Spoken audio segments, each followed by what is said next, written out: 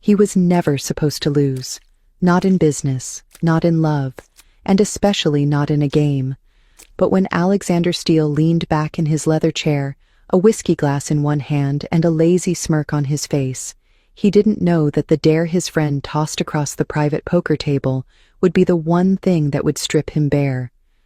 "Bet you can undress her," Blake said, nodding toward the grainy security feed on his phone. It was late, the after-party had died down, and they were in the Billionaire's high-rise penthouse, surrounded by the spoils of wealth, crystal chandeliers, marble floors, and enough champagne to drown regret. Who? Alexander barely looked up. Blake zoomed in on the image. A girl mopping the floor, near the executive elevator. Her, that virgin janitor everyone whispers about, Eva something. Rumor is, she hasn't even kissed a man. The guys chuckled, half-drunk, careless. Alexander raised an eyebrow, finally glancing at the screen. The image was blurred, black and white, but even through the pixelation, something in her posture caught his attention. She wasn't bent with shame. She moved like she belonged there, even if her uniform said otherwise. "Undress her?" he repeated, swirling his drink. "What is this, high school?" "You've seduced actresses, heiresses, supermodels," Blake laughed. "We all know you win. But this one? She's different. No status, no ambition, just skin and silence.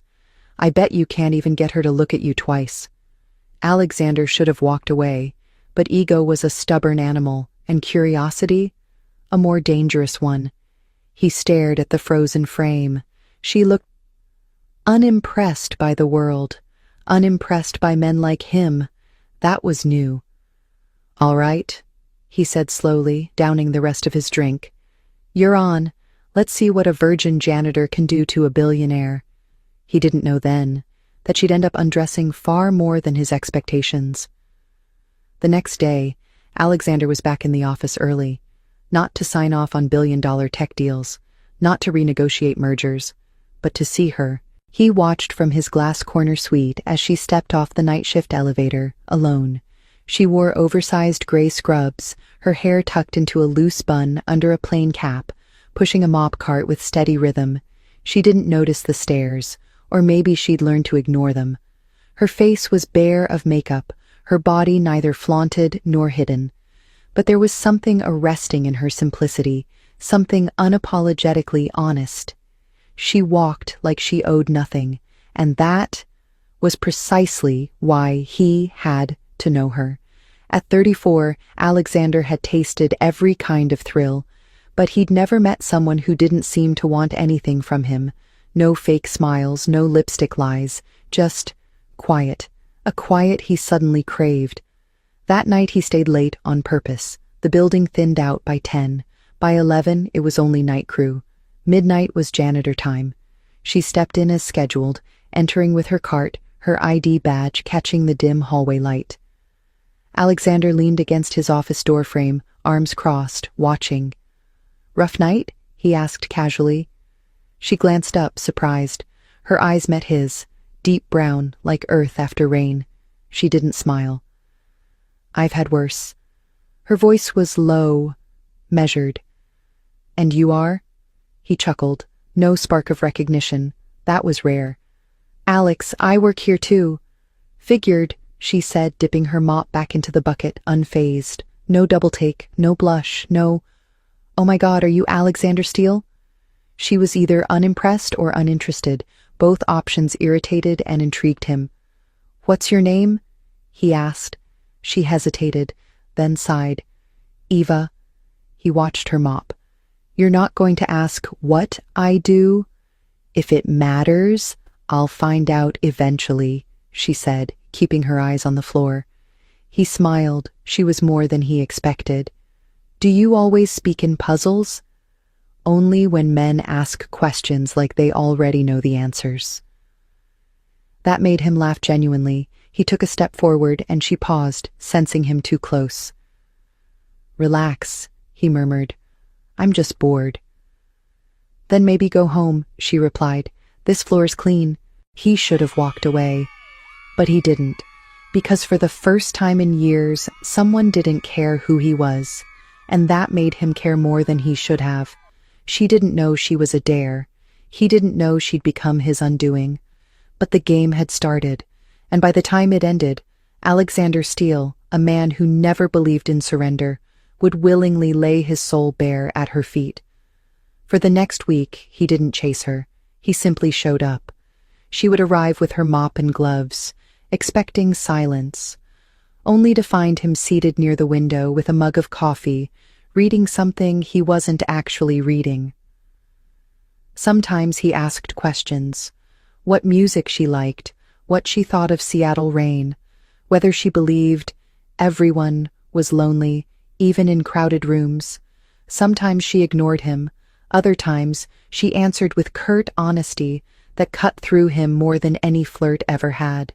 He learned that she was 23, that she was paying her mother's medical debt with 2 jobs, that she hadn't been to college because survival came first. He learned she read poetry she couldn't afford to buy, borrowed through the cleaning closet bookshelf. She loved Neruda and hated lies. She also told him, quite plainly, that she wasn't interested in men who wore suits like armor. "They always want to own something," she said once, not even looking at him. "A girl's body, a girl's story, a girl's silence." He wanted to say, "I'm not like them," but he didn't, because he was. At least he had been. Until now. Each night she left, he was the one who felt stripped, of arrogance, of certainty. He used to enjoy being pursued. Now he sat alone, realizing the one woman he wanted didn't want him back. Not for his charm, not for his power, and especially not for his money. She looked at him like she saw past all of it, like she was waiting to see if there was anything left worth undressing underneath. Blake, of course, kept asking, "Did you do it yet?" He snorted over a scotch one night. "Is little Eva still untouched?" Alexander didn't answer, not because he couldn't, but because suddenly the question felt stupid. She wasn't a virgin to conquer. She was a mirror, one he hadn't dared to look into until now, and it terrified him. The turning point came on a Friday night. A security glitch caused a brief lockdown on the top floor. The lights flickered, the elevators stalled. Alexander was in the office. So was she.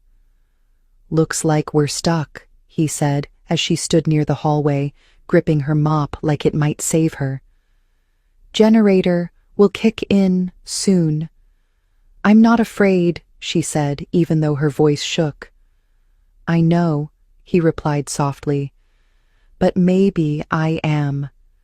She looked at him then, truly looked, and saw past the tailored shirt, the sculpted jaw, the wealth. His eyes were tired, not from work, from carrying too much of something unnamed. "Why are you doing this?" she asked. "Talking to me? Watching me mop your floors like it's a performance?" He didn't blink. "Because I made a mistake," he said. "It started as a dare, a stupid, ego-driven thing. But then I saw you, and it wasn't about that anymore. I don't want to undress your body. I want to understand why you wear silence like a second skin." She stared at him, stunned into stillness. For a moment, she said nothing. Then, "Most men try to touch me. You try to touch my pain." He stepped closer, not enough to invade, just enough for honesty. "Because I recognize it, I carry my own." In the dim light of that glitching hallway, something shifted. She saw not a billionaire, but a boy who once needed permission to feel. He saw not a virgin janitor, but a woman who chose herself in a world that wanted to steal everything from her. She lowered her eyes and whispered, "You're undoing everything I believe about men." He smiled gently. "And you're undoing everything I believe about myself." He thought he'd strip her defenses. Instead, she peeled off his pride, layer by layer, until all that was left was truth. The lights came back on, the elevator chimed, but neither of them moved for a long while. After that night, things weren't the same. Alexander started arriving at the office earlier, Not to work, but just to catch a glimpse of her before she disappeared into some stairwell or utility closet. Sometimes she spoke first, sometimes she didn't. But she was different too, softer at the edges, as if she was letting go of something she'd held too tight for too long. She didn't smile often, but when she did, it was the kind that made his breath catch. And God, she had no idea. She wore her hair tied up, practical, always with a pen behind one ear. Her uniform hung loose, oversized, probably borrowed. Her shoes were the kind you bought on clearance, worn through the soles, but none of it mattered. To him, she was thunder wrapped in quiet. A slow burn.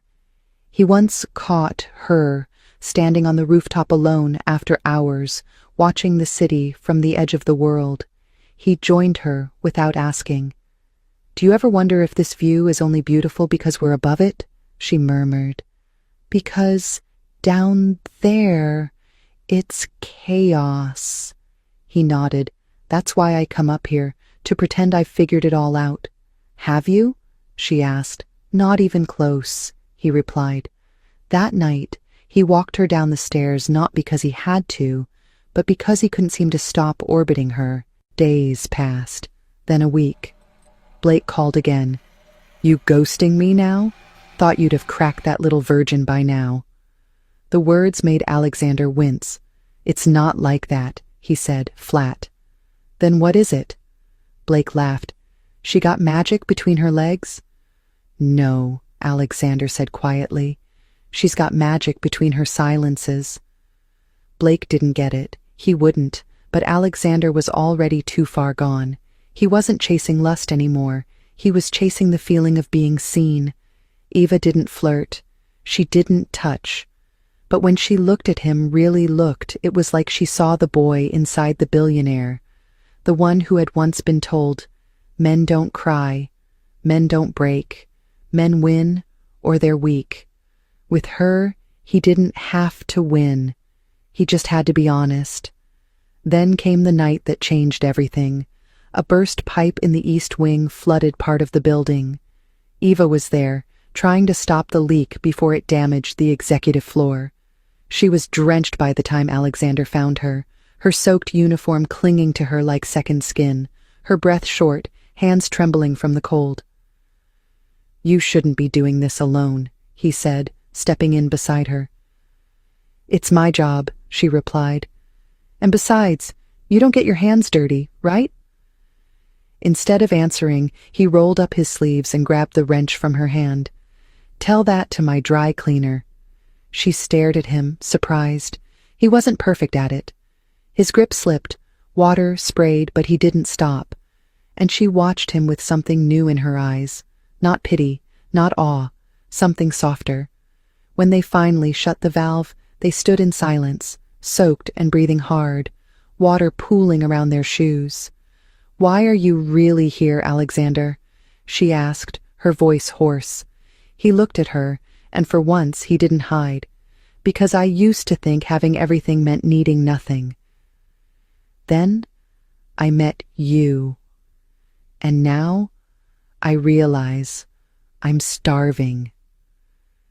She said nothing at first, just looked at him, her hair hung in wet strands, her cheeks flushed, her lips parted slightly as if she wanted to speak, but couldn't find the words. Then, quietly, slowly, she reached for his hand. It was small, calloused, and trembling, but it was hers. He didn't move, didn't breathe. He let her hold it, and when she did, it felt like she wasn't touching his skin. She was touching the parts of him no one had ever touched before. The damaged parts, the frightened parts, the parts still waiting to be chosen. "You think you were undressing me," she whispered, eyes locked on his, "but all this time, you were the one stripped bare." Alexander didn't know how long they stood there, wet and breathless, clinging to that fragile moment like it might break. But something shifted, not in the air, not in their bodies, but deep in the silence between their heartbeats. He followed her that night, not as a CEO, not as a man trying to win some bet, but as someone finally surrendering to the gravity of what he felt. They went back to the staff wing, through empty halls echoing with their footsteps, her hand never leaving his. Her room was small, barely big enough for the narrow bed and the stack of borrowed books by the window. She lit no candles, played no music, made no excuses for the peeling paint or cracked tiles. It was all real, raw, unadorned, just like her. She sat on the bed, pulled the towel from her hair, and stared at him, not with expectation, not with invitation, but with something braver, permission. "You can leave now," she said, voice steady. "Or you can stay. But if you stay because you see me." He stepped closer. "I do." She didn't look away. "No, Alexander. I mean the parts I've spent years trying to hide. The girl who still cries when she hears her father's favorite song. The girl who grew up being told she wasn't enough. The girl who didn't give herself away because she thought no one would stay afterward." He knelt in front of her, hands on her knees. "Then let me be the man who stays." Her breath caught, trembling on her lips, and when he leaned in not to kiss her, but just to rest his forehead against hers, it was the most intimate thing either of them had ever known.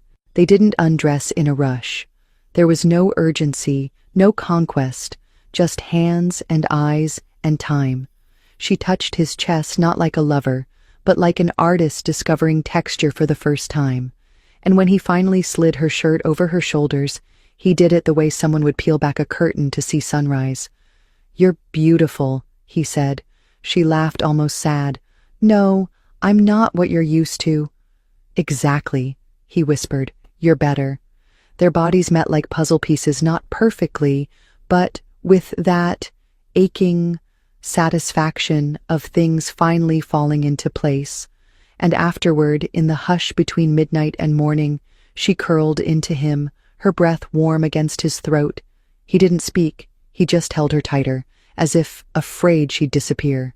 But she didn't.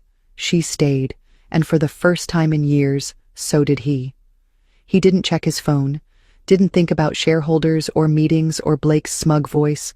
All he thought about was how fragile she looked when she slept, and how invincible she made him feel just by trusting him. At dawn, she stirred. "You're still here," she murmured. He kissed the top of her head. "I told you I would be." "You don't even know everything about me," she said. "Maybe I'm not who you think I am." He smiled into her hair. "Good, because who I think you are scares the hell out of me, in the best way." She lifted her face, her eyes unreadable. "What happens now?" And Alexander, billionaire, breaker of hearts, who once treated emotions like a weakness, said the most dangerous thing of all. "Now, I stop pretending this was ever a game." The Monday morning after their night together, Alexander didn't show up at the penthouse boardroom. For the first time since founding Ashcroft Industries, he canceled a meeting with investors. Blake called twice. Alexander didn't answer. He stayed in the staff wing, sitting at the foot of her bed, watching her braid her hair in front of the mirror, with sleepy eyes and soft humming. "You're not going in today?" she asked without turning. "I already did the only thing that matters," he replied. She shook her head, half smiling. "That's not how CEOs stay rich." "That's not how souls stay empty either," he murmured. She turned to look at him then, as if seeing something brand new in his face. And maybe she was. Because the man who sat in her room barefoot, shirt half buttoned, eyes warm with something close to reverence, wasn't the Alexander everyone else knew. He wasn't the wolf who played at loyalty only when it served him. He wasn't the man who saw women as currencies or distractions. He was hers, even if neither of them said it aloud. But the world wasn't made of rooms like hers. It was made of glass towers and whispered deals and people like Blake, who always smelled weakness before it showed. That afternoon, Alexander returned to the office, jaw tight, heart still tangled in her scent. Blake waited outside the elevator, arms crossed. "You missed your pitch call," he said flatly. "Didn't feel like selling today," Alexander answered, brushing past him. "And I told you, the janitor girl was off limits." Alexander stopped mid-step, slowly turned. "She's not a girl," he said. "She's a woman, one I'd trust with more than any name on your Forbes list." Blake narrowed his eyes. "You're falling for her. Off a bet. You know how pathetic that sounds." Alexander's voice dropped to a whisper, sharp as glass. "You know what's more pathetic? Thinking love is weakness. I used to believe that too, until she undressed more than just my body. She undressed every part I've tried to hide, every lie I built this empire on, and I've never felt stronger." Blake scoffed and walked away, muttering something about loyalty and fortune. Alexander didn't follow. He just exhaled slowly, knowing exactly what needed to happen next. That night, he didn't return to the penthouse. He returned to her. She was barefoot in the kitchen, wearing one of his old shirts she must have found in the laundry. Her hair was down, eyes tired but gentle. "Back already?" she asked, surprised. He nodded. "I need to ask you something." She arched a brow, but said nothing. "Did it mean something to you too? What happened between us?" She looked at him for a long time. "I don't sleep with men to win games, Alexander. I don't undress to feel seen. I gave you something I hadn't given anyone, because you made me believe, just maybe, I wasn't invisible anymore." He stepped forward, took her face in both hands. "You've never been invisible. I just hadn't learned how to look." Then came a silence that wasn't empty. It was full of unsaid things, of two people standing on the edge of something they couldn't take back. "And if I told you," he whispered, "that I'm not just ready to lose the game, I want to burn the rule book?" Her breath hitched. "Then I'd ask what happens when the flames die out. Then I'll stay," he said, "and build something new. With you." For the next few days, the world outside her small apartment seemed to blur. Alexander stayed, slept on the couch, though she quietly knew he was only pretending to be asleep. In the mornings, he made coffee without asking how she liked it, and somehow got it right. In the evenings, they cooked simple things together: pasta with too much garlic, grilled cheese that always burned at the edges, and once, pancakes for dinner. It felt absurdly domestic, dangerously intimate. But in that bubble of time, it also felt like freedom. One night, as she lay curled beside him on the couch, watching an old movie neither of them cared about, she whispered, "I still don't understand why me." He didn't look away from the screen as he said, "Because you didn't ask for anything, but gave me everything. Because you didn't try to impress me, you undid me. Because when I was the most powerful man in the room, you made me feel small. And I liked it." She turned her face into his chest, hiding the way her lips trembled. Not because she was afraid, but because her heart was expanding into places it had never dared to go before.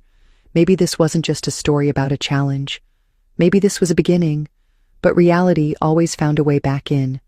On a Thursday morning, her supervisor at the janitorial agency called. A whisper had reached their office. The Billionaire was entertaining staff. The agency didn't want a scandal. "You'll need to resign," the woman on the phone said briskly. "We don't do tabloid romance, and you clearly crossed a line." She hung up before the girl could say a word. That afternoon, Alexander returned from a meeting to find her sitting on the edge of her bed, holding the folded uniform she had worn the first night they met. Her hands were shaking. "They fired me," she said softly. He froze, then stepped toward her.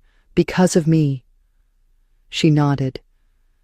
"They said I crossed a line." He dropped to one knee in front of her, cupping her hands in his. "No, I did. I pulled you into a world where rules don't apply. I should have protected you from the fallout." She looked at him then, eyes wet but fierce. "Don't you dare apologize for loving me, not if you mean it." His breath caught. "I do," he said, "more than I know how to say." She pressed her forehead to his.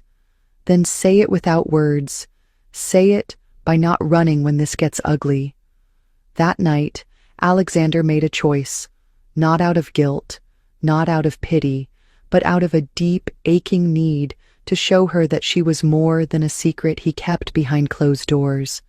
He made a call to his board, announced that he would be stepping away temporarily to focus on a new venture. "This isn't a retirement," he told them. "It's a return to something real." Blake tried to object, of course, warning him of the shareholders, the press, the empire at risk, but Alexander didn't flinch. "Empires built on hollow men eventually collapse," he said. "She's made me whole." The boardroom fell silent. The girl watched from the corner of the room, her heart thudding as he spoke her name aloud in front of them all. He didn't care who heard, didn't care what they thought. In that moment, she understood. This wasn't a man driven by conquest anymore. This was a man unburdened, and she was the reason. 2 weeks later, they walked into the charity gala together hand in hand. The cameras, the whispers, the barely concealed gasps from New York's most elite, it didn't matter. He had made his choice, and she was no longer a challenge, no longer a dare, no longer a secret. She wore a gown he had chosen not because it was expensive, but because when she looked in the mirror, she whispered, "I almost didn't recognize myself." And he replied, "That's funny. I've never seen you more clearly." The room parted around them like water as they passed, and yet she stood straighter than ever, chin up, fingers laced tightly with his. They paused in front of the press wall, and when a journalist dared to ask, "Mr. Grayson, is this your date or your employee?" Alexander didn't miss a beat. "This," he said, turning to her, "is the woman who taught me how to feel." And then he kissed her. Not for show, not to prove anything, just because he needed her lips more than the next breath. That night they danced beneath a sea of chandeliers.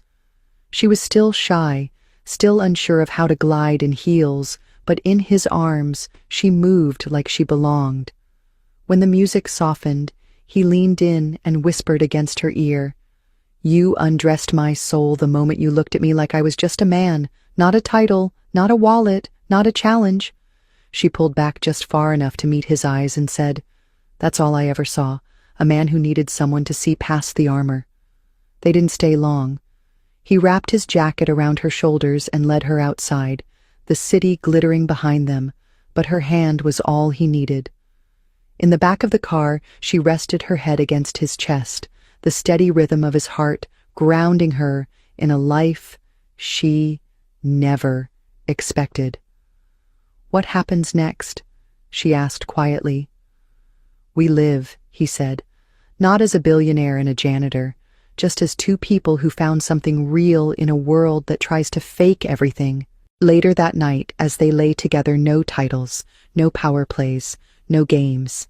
He brushed her hair from her face and murmured the words she didn't know she needed, until they broke her wide open. "You weren't part of the challenge, you were the reward." Her throat tightened. She cupped his jaw, traced her thumb along the scar near his cheekbone, and whispered back, "Then I'm keeping you, all of you, even the pieces that still ache." He closed his eyes, holding her like he was afraid to let go, and for the first time in his life, Alexander Grayson surrendered, not to power, not to pride, but to the girl who had been dared to undress and ended up exposing everything he never wanted to show anyone. The morning sunlight filtered through the floor-to-ceiling windows of his penthouse, casting long golden streaks across the room. She stirred beside him, tangled in the sheets, her lashes fluttering as if resisting the pull of the new day. Alexander watched her in silence, the quiet peace on her face a stark contrast to the war he had waged within himself for years. It was strange, he thought, how someone so gentle could dismantle the strongest defenses without even trying.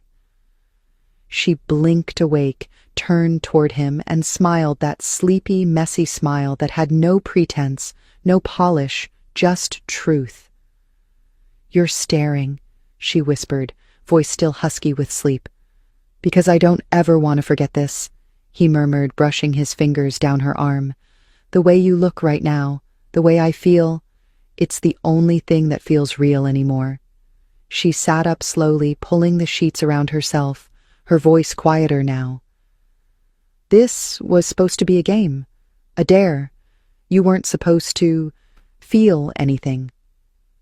He reached for her hand, threading his fingers through hers. "Neither were you." Silence stretched for a beat before she asked, "And now?" He leaned in, resting his forehead to hers. "Now, I feel everything." She pulled back slightly, her eyes searching his. "Do you mean that?" "More than I've meant anything in my life," he said. "I was dared to undress a virgin. But you undressed every part of me I thought was untouchable. You saw the man, not the monster. And now I can't go back to who I was before you."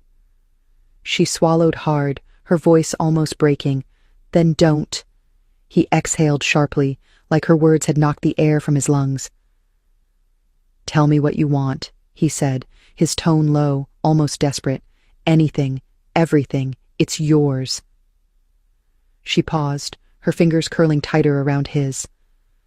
"I want a love that doesn't come with expiration dates or hidden conditions. I want to matter, not because I'm someone's fantasy, but because I'm real." His eyes never left hers. "Then I'll spend the rest of my life showing you that you do. Starting now." She smiled through the tears that blurred her vision, and then, half laughing, she whispered, "You're not great at challenges, are you?" He raised an eyebrow, mock offended. "Why do you say that?" "Because this time you lost the dare and gave me your heart instead."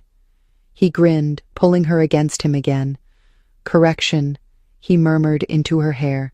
"I didn't lose. I finally won something worth everything."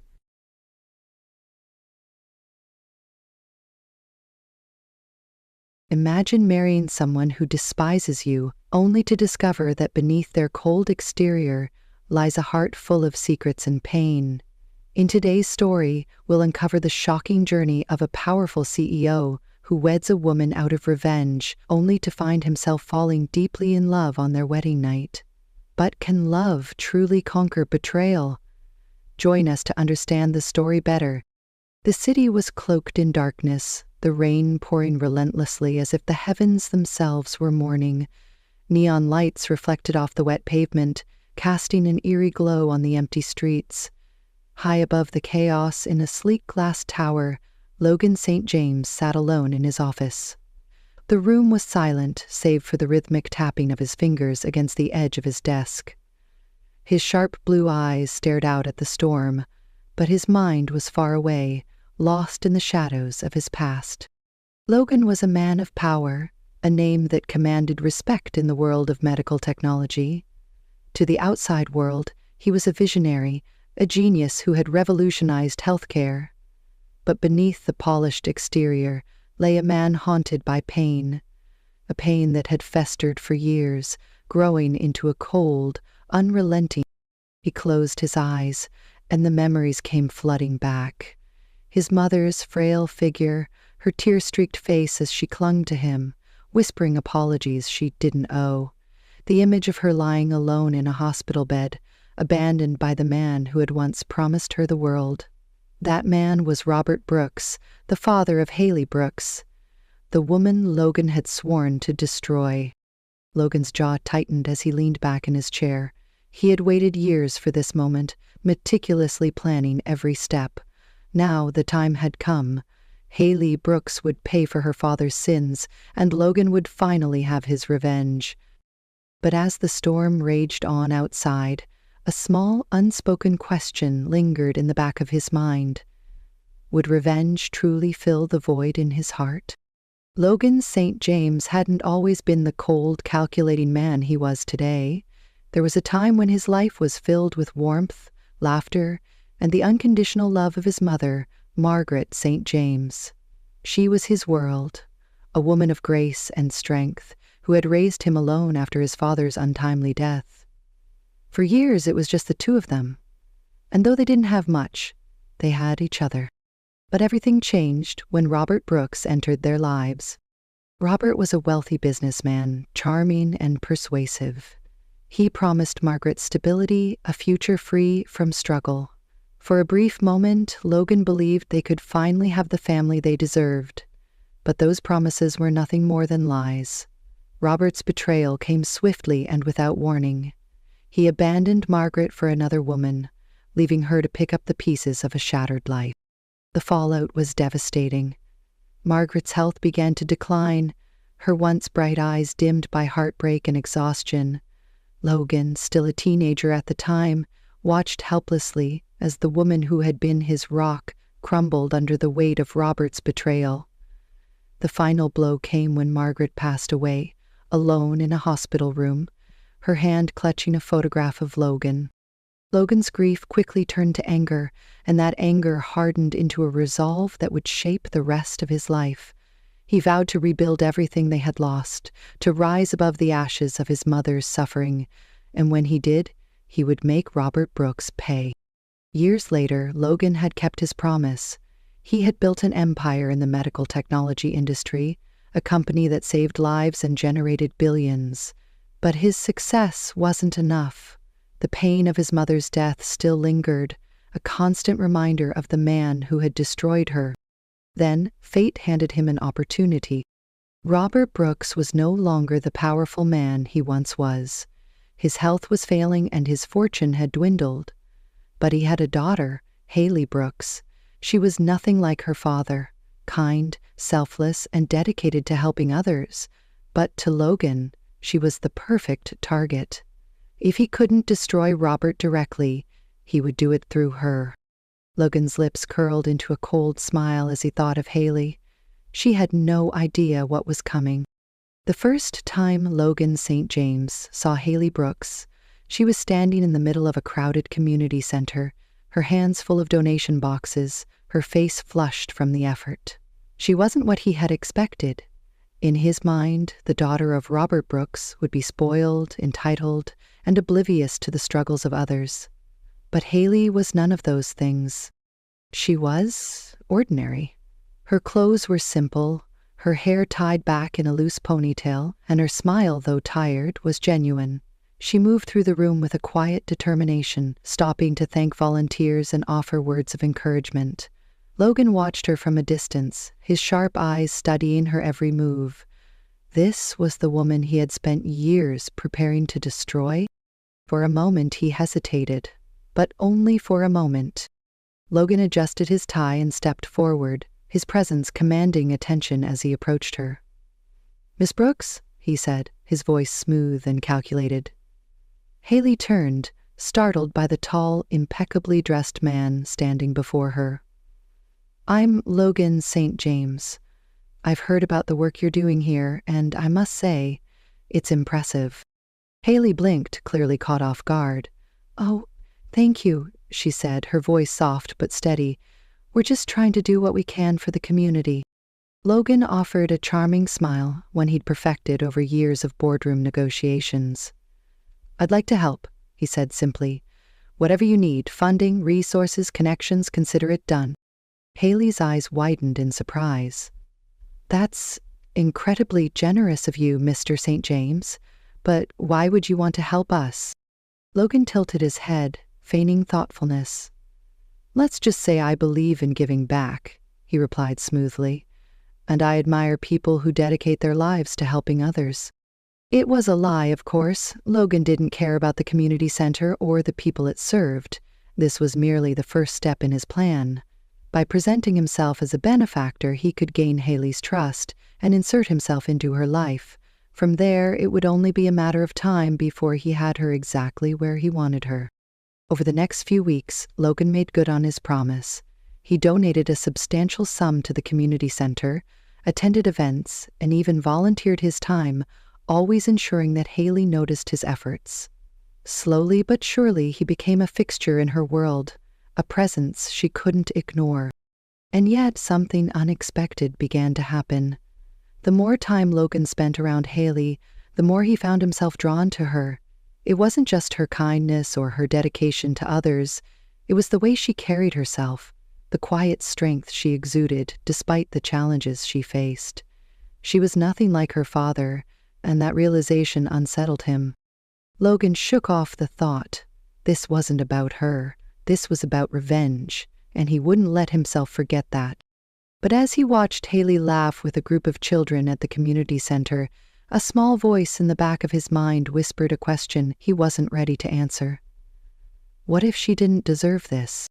Logan St. James was a man who thrived on control. Every move he made was calculated, every word carefully chosen.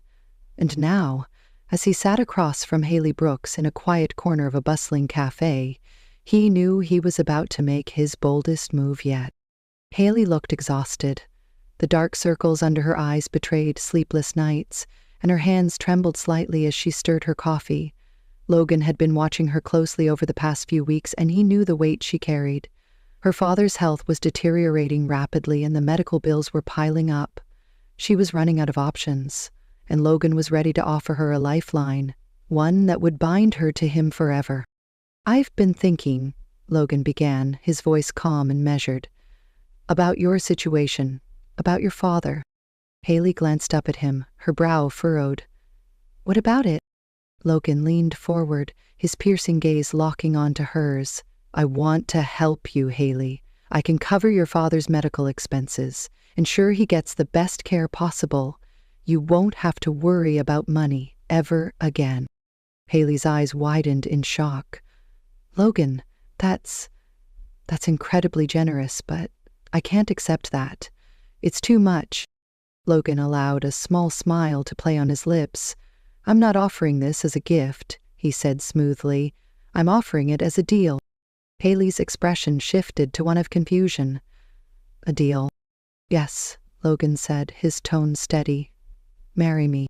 The words hung in the air between them, heavy and unexpected. Haley blinked, as if she hadn't heard him correctly. "What?" she whispered. "Marry me," Logan repeated, his voice firm. "It's a simple arrangement. You become my wife, and in return I'll take care of everything, your father's treatment, your financial struggles, all of it. You'll never have to worry again." Haley stared at him, her mind racing. "But why? Why would you want to marry me?" Logan leaned back in his chair, his expression unreadable.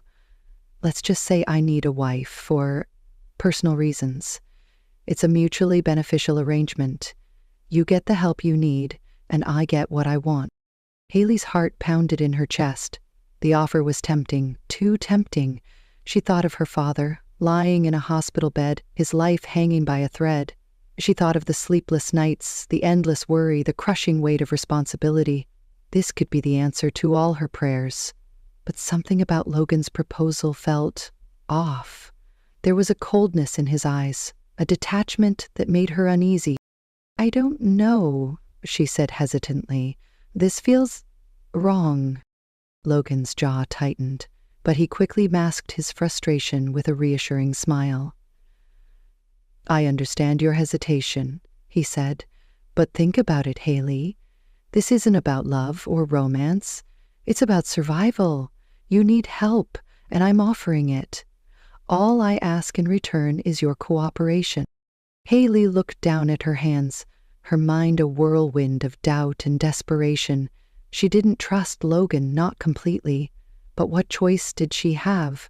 Her father's life was at stake, and she couldn't bear the thought of losing him. After a long silence, she finally looked up at Logan, her voice barely above a whisper. "Okay," she said. "I'll do it." Logan's smile widened, but it didn't reach his eyes. "Good," he said, his tone almost triumphant. "You won't regret this." The wedding was a whirlwind. Logan spared no expense, ensuring the ceremony was a grand spectacle that would make headlines. Haley felt like a stranger in her own life, swept up in a world of luxury and excess that she didn't belong to. The dress, the flowers, the endless stream of guests, it was all too much. And through it all, Logan remained distant, his demeanor cool and composed. On their wedding night, Haley sat alone in the lavish bedroom of Logan's penthouse, staring out at the city lights. She felt like a prisoner in a gilded cage, trapped in a marriage that wasn't real. When Logan finally entered the room, she turned to face him, her heart pounding. He didn't say a word. Instead, he walked to the window, his back to her. The silence was suffocating. "Logan," Haley said softly, her voice trembling, "why did you really marry me?" Logan didn't answer right away. When he finally spoke, his voice was low and distant. "It doesn't matter," he said. "What matters is that you're here now. That's all you need to know." Haley felt a pang of sadness in her chest. She didn't understand him, and she wasn't sure she ever would. But as she lay awake that night, staring at the ceiling, she couldn't shake the feeling that there was more to Logan St. James than he was willing to show. And Logan, lying awake on the other side of the bed, couldn't shake the feeling that he had just made the biggest mistake of his life. The days after the wedding were a blur of awkward silences and unspoken tension. Haley moved into Logan's penthouse, a sprawling space of glass and steel that felt more like a museum than a home. She tried to adjust to her new life, but the coldness of the place and of Logan made it impossible to feel at ease. He was polite, even courteous at times, but there was always a distance between them, an invisible wall she couldn't break through. Logan, on the other hand, was finding it harder than he expected to maintain that wall. He had thought this would be easy: marry Haley, keep her close, and slowly dismantle her life as part of his revenge. But the more time he spent around her, the more cracks began to form in his carefully constructed plan.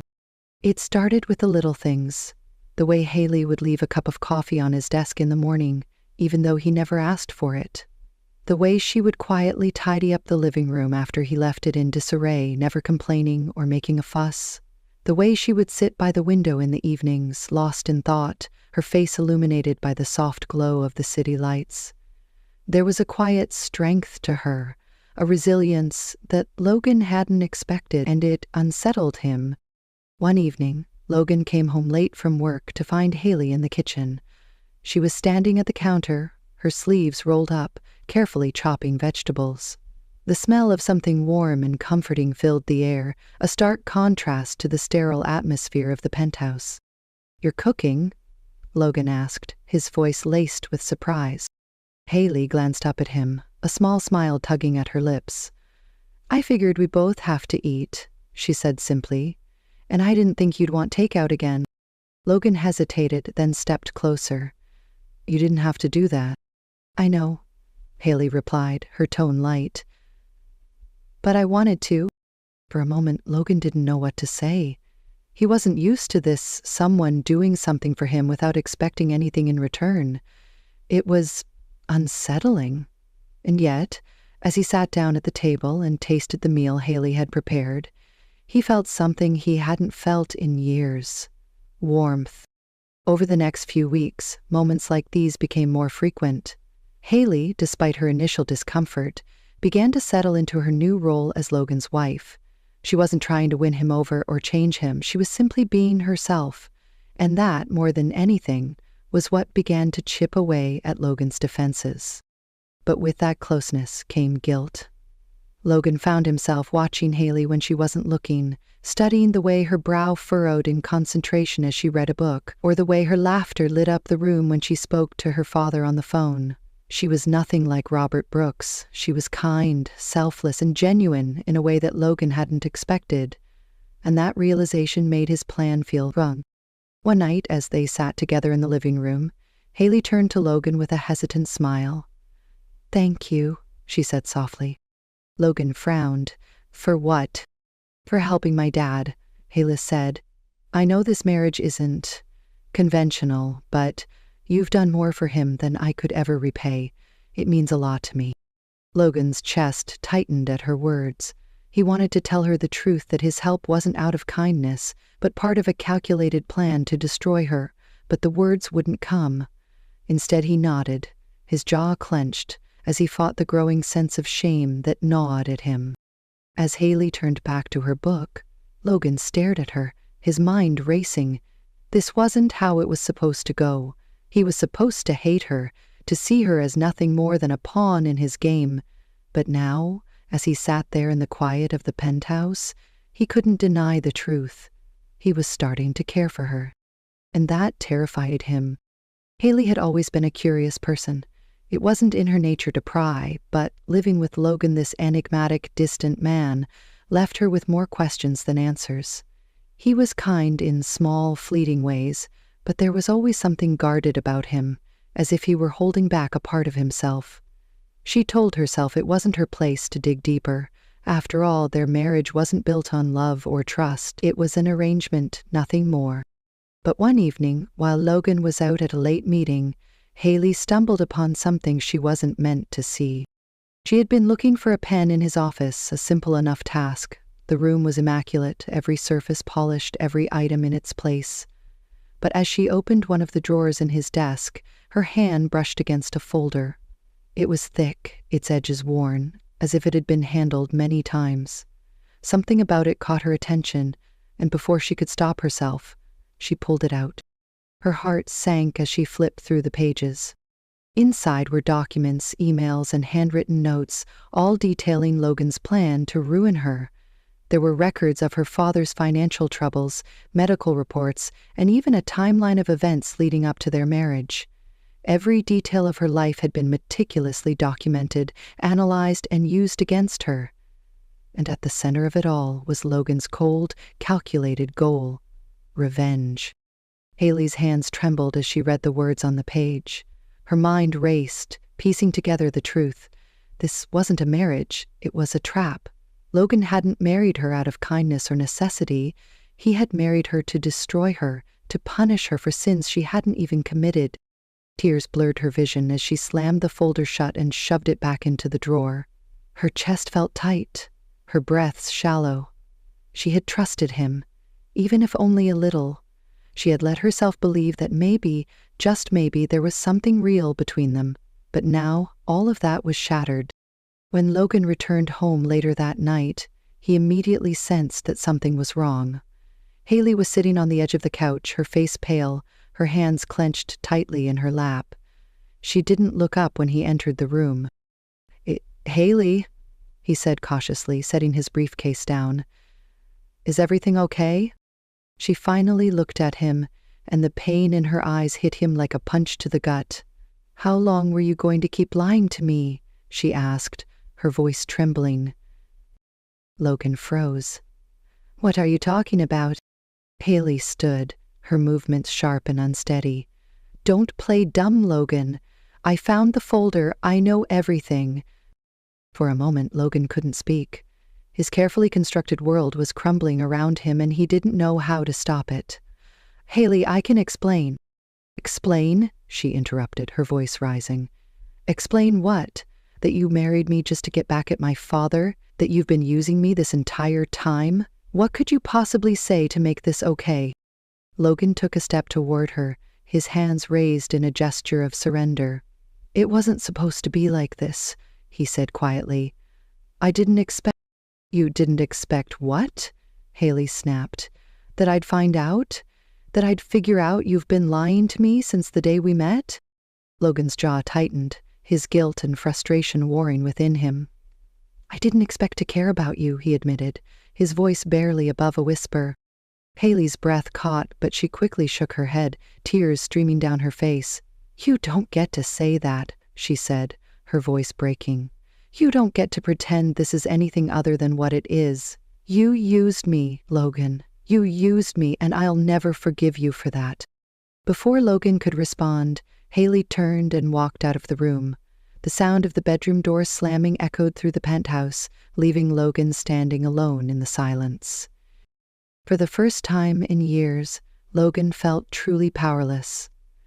He had spent so long chasing revenge, so long convincing himself that it would bring him peace. But now, as he stood there with Haley's words ringing in his ears, he realized the truth. He had destroyed the one thing that could have saved him. The penthouse felt emptier than ever. Haley had locked herself in the guest bedroom, refusing to speak to Logan. Days passed in silence, each one heavier than the last. Logan tried to approach her, to explain, but every time he knocked on the door, her response was the same: "Leave me alone." For the first time in his life, Logan St. James didn't know what to do. He had built his entire existence on control, on strategy, on always being one step ahead. But now, standing on the edge of losing Haley, he realized he had no plan for this. No strategy could undo the damage he had caused. Haley, meanwhile, was a storm of emotions. Anger, betrayal, sadness, they all swirled inside her, leaving her exhausted and broken. She couldn't look at Logan without seeing the lies, the manipulation, the cold calculation that had brought her into his life. And yet, there was a part of her, a small, fragile part that couldn't ignore the moments when he had been kind, when he had shown glimpses of something real. But how could she trust any of it now? One evening, as Haley sat by the window in the guest room staring out at the city lights, there was a soft knock on the door. She didn't respond, expecting Logan to leave as he always did. But this time, he didn't. "Ellie," Logan's voice came through the door, low and hesitant. "I know you don't want to see me, and I don't blame you, but I need you to know, I'm sorry." Haley's chest tightened, but she stayed silent. "I never meant for it to go this far," Logan continued. "When I started this, I was angry. I wanted revenge. I thought it would make me feel better, that it would fix everything. But I was wrong. I was so wrong." Haley closed her eyes, her hands gripping the edge of the windowsill. "I know I don't deserve your forgiveness," Logan said, his voice breaking slightly. "But I need you to know that somewhere along the way, everything changed. You changed me, and I don't want to lose you." The sincerity in his voice caught Haley off guard. She wanted to believe him, but the pain of his betrayal was still too fresh. She stayed where she was, her heart warring with her mind. When Logan finally walked away, Haley felt a pang of something she couldn't quite name. Was it regret, or was it the faintest flicker of hope? The next morning, Haley woke to find the penthouse eerily quiet. Logan was gone. On the kitchen counter there was a note in his neat handwriting: "I'll give you space, but I'll always be here if you need me." For the next few weeks, Logan kept his distance. He moved into a hotel, leaving Haley alone in the penthouse. But even from afar, he found ways to show her he cared. He arranged for her father to receive the best medical care, ensuring that every bill was paid without question. He sent groceries to the penthouse, always including her favorites, and when Haley's car broke down one morning, she found a new one waiting in the garage, the keys left on the counter with no note, no explanation. At first, Haley was angry. She didn't want his help, didn't want to feel indebted to him. But as the days turned into weeks, she began to see the truth in his actions. Logan wasn't trying to control her anymore. He wasn't trying to manipulate her. He was simply The turning point came one rainy afternoon. Haley was visiting her father at the hospital when she overheard two nurses talking in hushed tones. "Did you hear about the man who paid for Mr. Brooks's surgery?" one of them said. "Apparently he's been covering all the costs anonymously. Must be someone who really cares about him." Haley's heart sank. She knew exactly who it was. That evening, as she sat alone in the penthouse, she found herself thinking about Logan. About the man who had hurt her, yes, but also about the man who had stayed by her side when she needed him most. The man who, despite everything, had shown her a kind of love she hadn't expected. When Logan returned to the penthouse later that night, he was surprised to find Haley waiting for him in the living room. She looked nervous, her hands clasped tightly in her lap. "Hi," she said softly. Logan froze, unsure of what to say. "Hi," he replied cautiously. Haley took a deep breath, her eyes meeting his. "I don't know if I can forgive you," she said honestly. "Not yet. But I can see that you're trying, and I think that means something." Logan's chest tightened. a flicker of hope sparking in his heart. "I'll keep trying," he said quietly, "for as long as it takes." Haley nodded, her expression softening. Okay. It wasn't a reconciliation, not yet, but it was a start, and for the first time in a long time, Logan felt like there was a chance, however small, that he could make things right. The days that followed were tentative, like walking on thin ice. Haley and Logan began to coexist again, but the air between them was fragile, filled with unspoken words and lingering doubts. Logan didn't push her, he gave her space, letting her set the pace. For the first time in his life, he wasn't trying to control the outcome, he was simply waiting. Haley, meanwhile, found herself watching Logan in a new light. He was different now, quieter, softer. The sharp edges of his personality seemed to have dulled, replaced by a man who was trying, in his own imperfect way, to make amends. But the scars of his betrayal still lingered, and Haley wasn't sure if she could ever fully trust him again. The final test came unexpectedly. One afternoon, Haley received a call from the hospital. Her father's condition had taken a turn for the worse, and the doctors weren't sure if he would make it through the night. Panic gripped her as she rushed to the hospital, her heart pounding in her chest. She didn't know what to do, who to turn to. And then, without thinking, she called Logan. He arrived within minutes, his face pale with concern. "What happened?" he asked, his voice steady but laced with worry. Haley's voice broke as she explained the situation. "They don't think he's going to make it," she whispered, tears streaming down her face. "I don't know what to do." Logan didn't hesitate. He took her hand in his grip firm and reassuring. "You don't have to do this alone," he said softly. "I'm here. Whatever you need, I'm here." For the next several hours, Logan stayed by Haley's side. He spoke to the doctors, made arrangements for additional specialists, and ensured that Haley had everything she needed. He didn't leave her for a moment, his presence a steady anchor in the storm of her emotions. When the worst of the crisis had passed and her father stabilized, Haley finally allowed herself to breathe. She sat in the hospital waiting room, exhausted but relieved, as Logan handed her a cup of coffee. "Thank you," she said quietly, her voice hoarse from crying. Logan sat down beside her, his expression unreadable. "You don't have to thank me," he said. I wanted to be here for you." Haley looked at him, really looked at him, and for the first time she saw the man he was trying to become. The man who had put aside his pride, his anger, and his need for control to be there for her when she needed him most. And in that moment, something inside her shifted. A few weeks later, Haley stood in the kitchen, watching as Logan carefully set the table for dinner.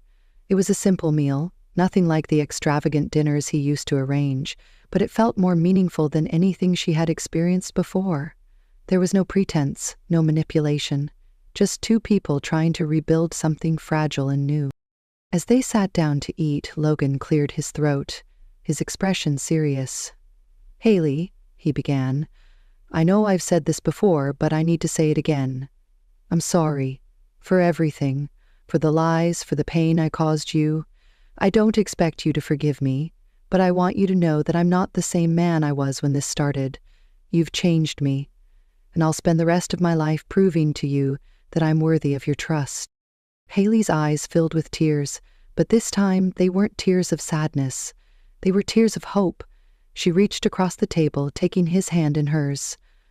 "I don't know if I'll ever forget what happened," she said honestly, "but I can see that you're trying, and I think I'm ready to try too." Logan's breath caught, his grip on her hand tightening. "You mean that?" Haley nodded, a small smile breaking through her tears. "I do."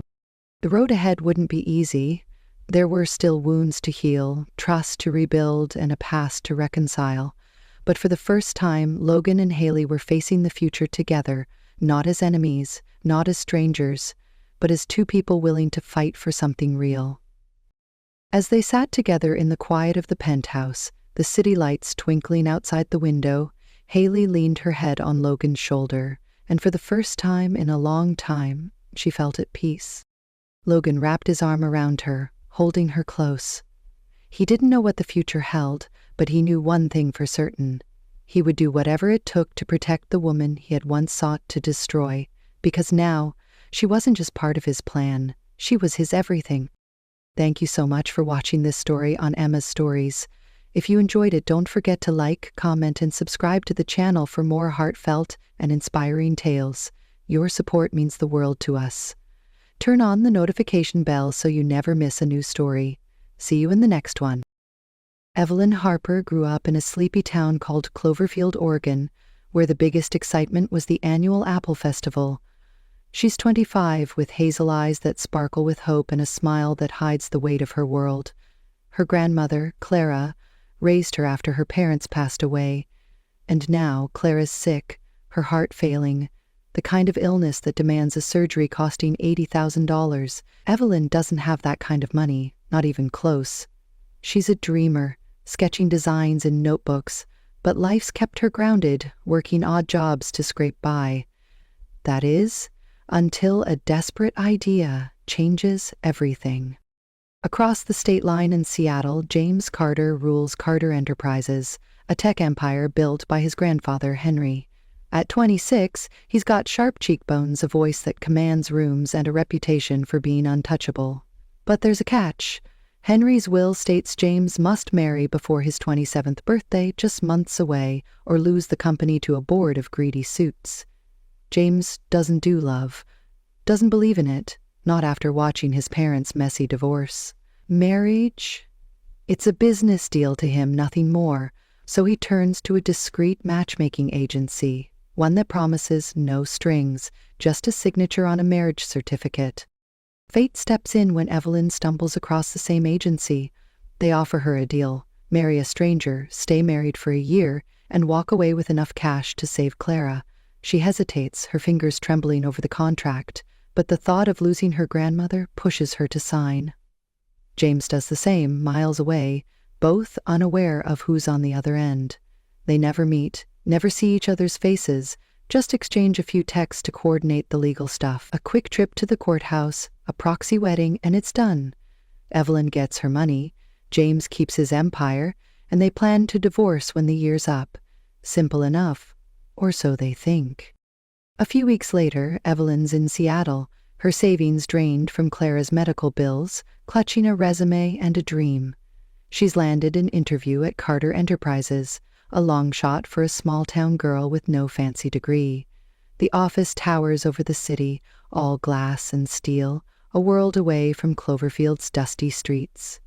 She steps into the lobby, her floral dress a splash of color against the corporate grays, and immediately feels out of place. Employees whisper as she passes, their eyes cutting through her like knives. Leading the pack is Megan Brooks, a senior designer with a smirk sharp enough to draw blood. Who let the thrift store in? Megan sneers, her clique laughing behind manicured hands.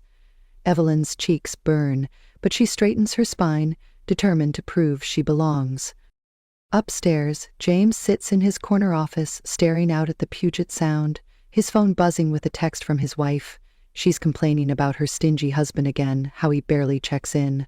He types back, "Mine's just as bad, always whining about money." He chuckles, a rare sound, then tosses the phone aside. His assistant, Nathan Reed, knocks, reminding him of the day's interviews. James barely listens, his mind on the clock ticking toward his inheritance deadline. Little does he know, the girl stepping into the elevator downstairs, the one clutching her sketchbook like a lifeline, is about to turn his world upside down. Here's where it all begins. Evelyn Harper, a small-town dreamer from Cloverfield, Oregon, with hazel eyes and a heart full of hope, and James Carter, the steely CEO of Carter Enterprises in Seattle, bound by a secret neither understands. She's fighting to save her grandmother. He's racing to secure his legacy, and a sham marriage ties them together in ways they can't yet see. This is a story of two strangers, a lie that starts it all, and a love waiting to break through the chaos. Evelyn Harper steps out of the elevator at Carter Enterprises, her palms sweaty, her floral dress wrinkled from the long bus ride from Portland. The Seattle office buzzes with sharp suits and sharper tongues, a far cry from Cloverfield's gentle pace. She's here for an internship, a chance to turn her sketches into something real, but the air feels thick with judgment. Megan Brooks spots her first, leaning against a desk, her designer heels clicking as she saunters over. "Well, look at this," Megan says, her voice dripping with mockery. "Did you wander in from a yard sale? We don't hire charity cases here." Her clique snickers, a pack of polished wolves circling their prey. Evelyn clutches her sketchbook tighter, her throat dry, but she forces a smile. "I'm here for the interview," she says, her voice steady despite the heat rising in her chest. The interview room is a glass box, all cold lines and gleaming surfaces. Evelyn sits across from a panel of stone-faced managers, her resume trembling in her hands. They fire questions like bullets. "No degree? No experience? Why should we take a chance on you?" She talks about her designs, her love for creating beauty from nothing, but their eyes glaze over. Upstairs, James Carter watches through a one-way window, his arms crossed, his expression unreadable. He's not supposed to be here, not for a lowly intern hire, but something about her file caught his eye. Maybe it's the desperation in her application letter, the raw honesty of it. He doesn't know yet that she's his wife, the one he texts complaints to about his mystery spouse. Back in the lobby, Evelyn's hired, barely. "Intern, bottom rung," the HR rep grunts, tossing her a badge. She's assigned to the design team, under Megan's thumb. Day one is brutal. Megan dumps a stack of busy work on her desk, coffee runs and filing, smirking as she says, "Don't get comfy, small town. You won't last a week." Evelyn bites her lip, her fingers itching to sketch, but she nods and gets to work. She's not here to fight, not yet. She's here for Clara, for the paycheck that'll keep her grandmother breathing. But the whispers follow her, cutting deeper each day. Thrift store trash, they call her. Loud enough to sting, quiet enough to dodge blame. Then comes the elevator moment. It's late, the office emptying out, and Evelyn's hauling a box of files when the doors slide open. Inside stands Mr. Dawson, the janitor, his hands shaky on his mop. The box slips from her grip, papers scattering, and he bends to help, his knees creaking. "Oh, you don't have to," she says, kneeling beside him. "Nonsense, miss," he replies, his voice warm. "Folks don't usually see me. Nice to be noticed." She smiles, real this time, and they chat as they gather the mess, his stories of old Seattle filling the air. James steps in just then, unnoticed, his eyes narrowing as he watches. He's used to people ignoring Dawson, stepping over him like he's invisible. Evelyn's kindness, her ease with the old man, it sticks with him, a flicker of something he can't name. That night, Evelyn collapses onto a rented cot in a cramped Seattle apartment, her phone lighting up with a text from her husband. She types, "Work was hell today. My boss is a jerk and everyone hates me." Across town, James lounges in his penthouse, the city skyline glittering beyond his window. His phone buzzes, and he reads her message, smirking as he replies, "Same here. My wife's a nag, always complaining." They vent back and forth, strangers bonded by frustration, never suspecting they're talking about each other. Evelyn laughs at his dry humor, a rare bright spot in her day, while James feels a tug of warmth he brushes off as nothing. Next morning, Megan ramps up the torment. She accidentally spills coffee on Evelyn's sketches, her apology dripping with fake sugar. "Oops, guess you'll have to start over," she says, her eyes gleaming. Evelyn salvages what she can, her hands shaking, but she doesn't snap. She's tougher than they think, forged by years of scraping by in Cloverfield. James catches the tail end of it, striding past on his way to a meeting. "Enough," he barks, his voice low but lethal. Megan freezes, her smirk fading, and Evelyn looks up, startled. He doesn't meet her gaze, just keeps walking, but the air shifts. She doesn't know why he stepped in, doesn't know he's starting to see her. Days turn to weeks, and Evelyn carves out a space, small but hers. She stays late refining designs, proving her worth one pencil stroke at a time. James watches from afar, his texts with his wife growing longer, more personal. He doesn't admit it, not even to himself, but she's creeping under his skin. Evelyn, meanwhile, clings to her mystery husband's words, a lifeline in this cold corporate sea, their two souls circling each other, blind to the truth, their lives tangled in ways they can't yet untangle. Evelyn Harper's days at Carter Enterprises settle into a grueling rhythm, her desk a fortress of papers and half-finished sketches. She's been an intern for 2 months now, her hands stained with graphite, her spirit bruised but unbroken. Megan Brooks keeps the pressure on, her taunts sharper with every passing week. "Still here, small town," Megan says one morning, tossing a stack of revisions onto Evelyn's desk. "Guess you're too stubborn to quit." Evelyn grits her teeth, nodding silently, her focus on a design project that could change everything. It's a pitch for a new app interface, sleek and intuitive, something she's poured her soul into. She stays late, the office lights dimming around her, determined to make it perfect. The day of the pitch arrives, a Friday afternoon in the conference room, all glass walls and polished oak. Evelyn stands at the front, her floral dress swapped for a borrowed blazer, her voice steady as she unveils her work. "It's about connection," she says, clicking through slides of soft blues and flowing lines. "Making tech feel human." The managers lean forward, nodding, a rare flicker of approval in their eyes. James Carter sits at the head of the table, his face a mask, but his fingers tap the armrest, a tell he doesn't notice. When she finishes, the room claps, a sound that echoes in her chest. "Good work, Harper," one manager says, and Evelyn's heart leaps. Megan's smile tightens, her nails digging into her palms. Word spreads fast.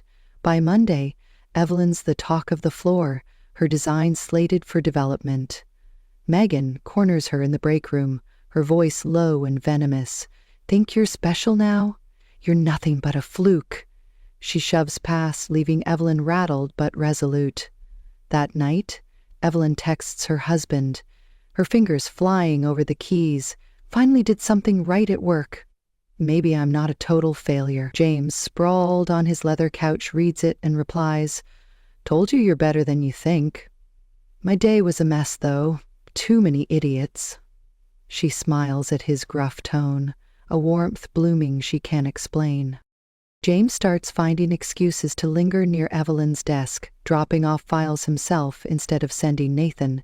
He catches her humming once, a soft tune from Cloverfield, and it sticks with him all day. He doesn't know why he's drawn to her, why her quiet strength pulls at him. Meanwhile, a new player enters the game. Lydia Pierce strides into his office unannounced, her heels clicking, her perfume sharp. "Hello, husband," she purrs, tossing a fake marriage certificate on his desk. She's the woman he thought he married, the agency's pick, and now she's back demanding $3 million to keep up the charade.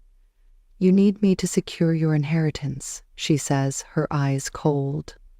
James clenches his jaw, torn between paying her off and digging deeper. The tension spikes during a business trip to San Francisco, a client meeting James insists Evelyn join. They're side by side in a sleek boardroom, her notes meticulous, his presence commanding. After, the team heads to a rooftop bar, the city lights sprawling below. Evelyn sips water, keeping her distance, but Megan's there, her smile too wide. She slips something into James's drink when he's not looking, a favor for Lydia, who promised her a cut. James downs it, his head spinning minutes later. Evelyn notices first, his words slurring as he grips the railing. "You okay?" she asks, her hand on his arm. He shakes his head, the world tilting, and she pulls him aside, panic rising. It gets worse. James stumbles, his knees buckling, and Evelyn catches him, her small frame straining under his weight. "Stay with me," she says, her voice firm, guiding him to a cab. The driver speeds them to a hotel, the nearest safe place, but James is fading fast. In the room, Evelyn's hands shake as she dials Nathan. "Something's wrong with him," she says, her breath hitching. Nathan's voice crackles through. I'm on my way, keep him awake. She splashes water on James's face, his eyes fluttering open. Evelyn, he mumbles, his hand brushing hers, a spark neither expects. She freezes, her heart racing, then pulls back as Nathan bursts in. The hospital's a blur of white walls and beeping machines. James is stable, the doctors muttering about a sedative too much in his system. Evelyn sits by his bed, her sketchbook forgotten, her eyes fixed on his sleeping form. Nathan arrives, his face grim. Someone spiked him, he says. Megan was there. Lydia's been calling. Evelyn's stomach drops, the pieces clicking together. James stirs, his voice rough. Harper, you still here? She nods, her throat tight. Couldn't leave you like that. He looks at her, really looks, and something shifts, a crack in his icy walls. Back in Seattle, rumors fly. Megan spins a tale, whispering to the team that Evelyn's chasing James, a gold digger after the CEO. She's shameless, Megan says, her clique nodding. Evelyn overhears, her fists clenching, but she keeps her head down. James, recovered, storms into the office, his eyes dark. Who saw what happened, he demands, his voice cutting through the chatter. No one answers, but he knows. He texts his wife that night, works a circus. Someone tried to take me down. Evelyn, curled up in her tiny apartment, replies, Same here, people suck. Their words weave a thread neither sees, pulling them closer, step by secret step. Evelyn Harper's rise at Carter Enterprises hits a jagged edge. Her app design's a hit, earning her a permanent spot on the team, but the victory's bitter. Megan Brooks watches from her corner office, her jealousy a living thing, twisting her smile into something feral. She spent years clawing her way up, and now this small-town nobody's stealing her spotlight. She meets Lydia Pierce in a dim Seattle bar, the air thick with cigarette smoke. He's protecting her, Megan hisses, swirling her drink. James won't let her go. Lydia leans in, her voice smooth as silk. Then we make her disappear. I'll pay you double. Megan nods, her eyes glinting, a plan forming like a storm cloud. Evelyn's oblivious, her days a blur of work and late-night texts with her husband. She's at her desk one afternoon sketching when Megan saunters over. Need you to run an errand, she says, handing over an address scribbled on a napkin. Client pickup near Tacoma, now. Evelyn hesitates, the address odd, an industrial zone. But she grabs her coat. It's a trap, and she walks right into it. The warehouse looms, rusted and empty, the air cold as she steps inside. A shadow moves, then another, and before she can scream, hands grab her, rough and unrelenting. Megan steps out, her smirk cruel. Thought you could take him from me?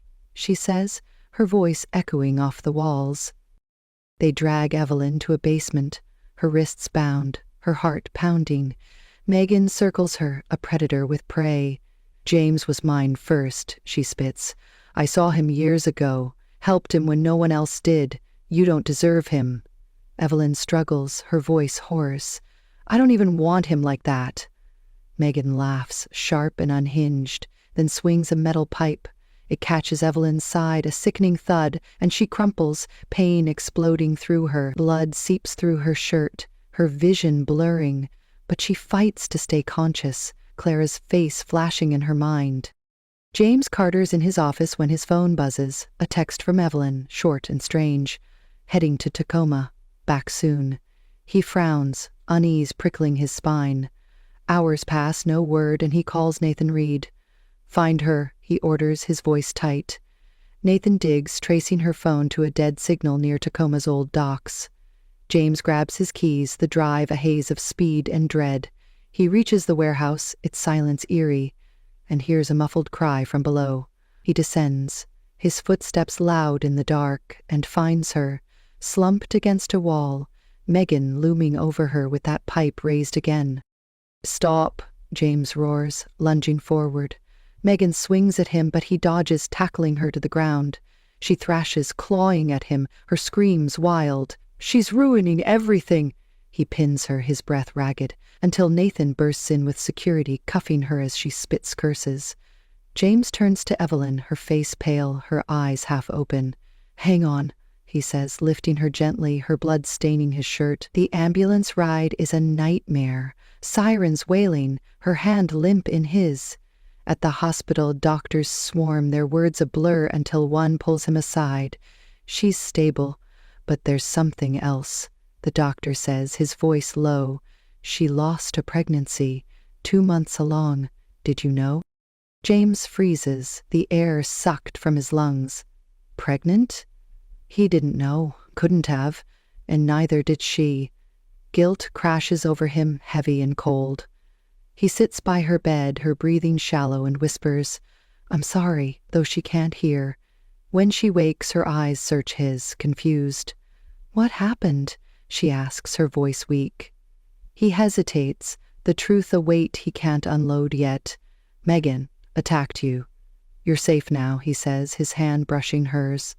She nods, too tired to press, and he vows to keep the loss buried, at least for now. Back at Carter Enterprises, Nathan uncovers Lydia's role. "She paid Megan," he says, handing James a bank record. "And there's more. Your marriage to her, never legal, paperwork glitch years back." James's jaw tightens, his mind reeling. If Lydia's not his wife, then who is? He texts his wife, needing her steady words. "Rough day, someone got hurt, my fault," he types. Evelyn, propped up in her hospital bed, reads it and replies, "Not your fault, people are crazy. I got hurt too." Their messages intertwine, a lifeline in the chaos, neither knowing they're comforting each other. Megan's hauled off, ranting about James, her obsession laid bare. Lydia vanishes, her phone dead, but James doesn't care. He's at Evelyn's side when she's discharged, driving her home to her tiny apartment. "You didn't have to," she says, her voice soft. "Yeah, I did," he replies, his eyes on her, dark with something new. She feels it too, a pull she can't name, but the shadows of that basement linger, and so does a truth he's hiding. They're closer than ever, yet miles apart, the secret of their bond ticking like a bomb. Evelyn Harper limps out of the hospital, her side aching, her spirit frayed but intact. James Carter drives her back to her Seattle apartment, the silence between them thick with unspoken words. He walks her to the door, his hand hovering near her elbow, ready to catch her if she stumbles. "Rest up," he says, his voice rough. "Call if you need anything." She nods, her hazel eyes meeting his, a flicker of gratitude there. He lingers a moment, then turns away, the weight of her attack and that hidden loss pressing on his chest. Evelyn watches him go, confused by the warmth she feels, a thread pulling her toward him she can't untangle. At Carter Enterprises, James buries himself in work, his office a fortress of glass and steel. Nathan Reed knocks, his face tense, a folder in hand. "Got something big," Nathan says, sliding it across the desk. James flips it open, his eyes scanning the pages. "Lydia Pierce isn't your wife," Nathan explains. "The agency messed up the filing 3 years ago. Marriage never registered." James leans back, his mind racing. "Then who is?" he asks, his voice low. Nathan hesitates, then drops the bomb. "Evelyn Harper. Her name's on the real certificate, signed the same day as yours." James stares, the air gone still. Evelyn? His intern? His savior? His wife? Across town, Evelyn recovers at home, a cramped Portland rental she shares with her grandmother, Clara. She's on the couch, a blanket over her knees, her phone buzzing with a text from her husband. "Feeling lost today," it reads. "You okay?" She smiles faintly, typing back, "Rough week, got hurt, but I'm healing." Clara shuffles in, her gray hair tied back, a tray of tea in her hands. "Who's that mystery man you're always texting?" she teases, setting it down.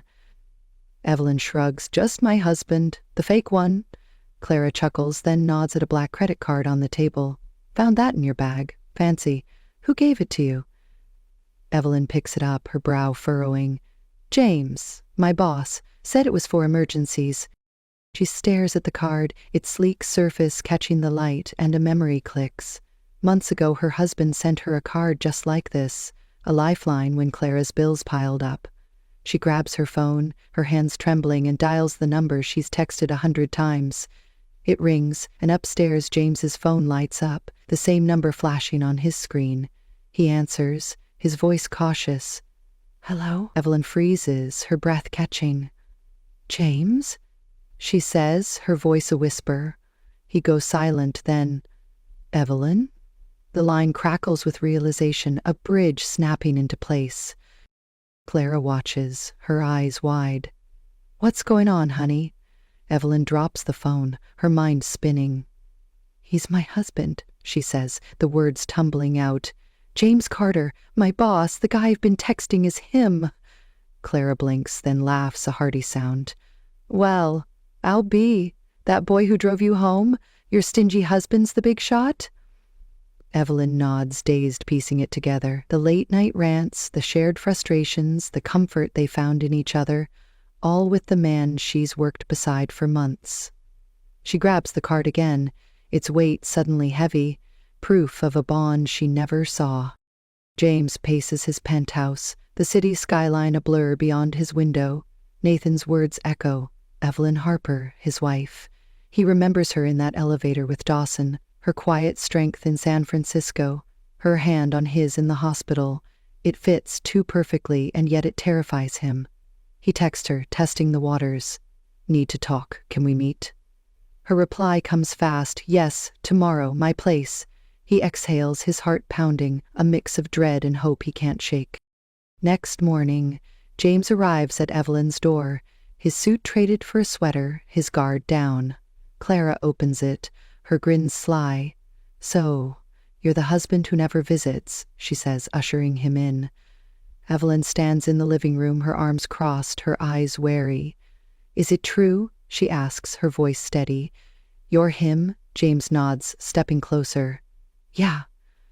"I didn't know either. The agency screwed us both." She searches his face, then softens. "All those texts, that was you?" He smiles, faint but real.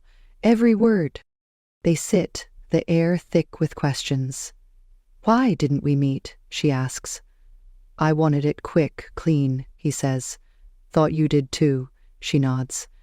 "I needed the money for Clara. Didn't care who you were." A beat passes, then she frowns. "But now? I can't be the other woman, James. Not if you're still married." He leans forward, his voice firm. "I'm not. Lydia was a lie. You're the only one." Her breath catches, her heart tripping over itself. She wants to believe him, wants to feel this pull, but fear holds her back, a shadow of doubt she can't shake yet. Evelyn Harper stands in her Portland living room, the rain tapping against the windows, her heart a tangle of hope and hesitation. James Carter faces her, his sweater damp from the downpour outside, his eyes locked on hers. "I love you," he says, the words raw, spilling out like they've been trapped too long. "I didn't know it was you, Evelyn, but it's always been you." She stares, her breath shallow, the weight of his confession crashing over her. "You're married," she whispers, stepping back. "We both are." He shakes his head, closing the gap. "No, mine was fake. A deal to keep my grandfather happy. Henry's will forced me into it. I don't even remember her face. What about you?" Evelyn's hands tremble, her voice soft. "Same. A contract to save Clara. We met once, signed the papers, and that was it." She looks up, a spark igniting. "So we're both free?" James nods, a half smile breaking through. "Almost. 3 days and the divorce papers clear, then it's just us." She wants to believe him, wants to leap, but the scars from Tacoma linger, and she hesitates. "I need time," she says, turning away. He nods, respecting her space, and leaves, the rain swallowing his footsteps. Back in Seattle, chaos erupts at Carter Enterprises. Lydia Pierce storms into James's office, her smile a blade. "You can't ditch me," she says, slamming a forged document down. "I'll take half your company if you try." James stands, his voice ice. "You're nothing to me. That marriage never existed." She laughs, cold and sharp. "Tell that to Henry. He'll believe me." She's right. James knows it. his grandfather's old school, easily swayed by tears and lies. He calls Nathan Reed. Get her out, he says, his tone lethal. Nathan escorts her, but Lydia's already dialing Henry, planting seeds of doubt. That night, James drives to Evelyn's, the rain heavier now, his resolve steel. He knocks, and Clara lets him in, her eyes twinkling. Fix this, boy, she says, nodding toward Evelyn on the couch. He kneels before her, rain dripping from his hair. I meant it, he says. You're my wife, my real one, and I'm done pretending otherwise. Evelyn's eyes well up, her voice breaking. I love you too, I just didn't know how to say it. They lean in, their foreheads touching, the world fading until a crash shatters the moment. The window splinters, glass raining down, and Megan Brooks steps through, her eyes wild, a knife in hand. You don't get him, Megan screams, lunging at Evelyn. James pulls her back, his arm shielding her as Megan swings. She's nothing, Megan shrieks, her voice cracking. I saved you years ago, James, from that drunk on the street. Me? He freezes, a memory flickering. A girl, a scuffle, a kind act he'd forgotten. That was you, he says, stunned. She nods, tears mixing with rain. I loved you then. I love you now. Evelyn grips his hand, her voice steady. Let her go, James. She's lost. He nods, pinning Megan until Nathan bursts in with police, their lights flashing through the storm. She's cuffed, sobbing, her obsession dragging her away. Henry Carter arrives next, his cane tapping, Lydia at his side. What's this nonsense? He growls, eyeing James. Lydia smirks. He's abandoning me, Henry. Your grandson's a liar. James steps forward, Evelyn at his side. She's the liar, he says, handing over Nathan's folder. No marriage, just fraud. Henry scans it, his face hardening, then turns to Lydia. Out, he barks. And don't come near my family again. She stumbles back, defeated, her heels clicking as she flees. Henry looks at Evelyn, his gruff voice softening. You're the real one, eh? Good. Keep him in line. He winks, then heads out, leaving them alone. James turns to Evelyn, the rain slowing outside. 3 days, he says, his hand finding hers. Then no more secrets. She smiles, her hazel eyes bright. No more running, she replies, pulling him close. They kiss, soft at first, then fierce, the storm a witness to a love forged in chaos. Megan's gone, Lydia's exposed, and Henry's blessing seals it. They're not just husband and wife by paper now, but by choice, their hearts finally aligned.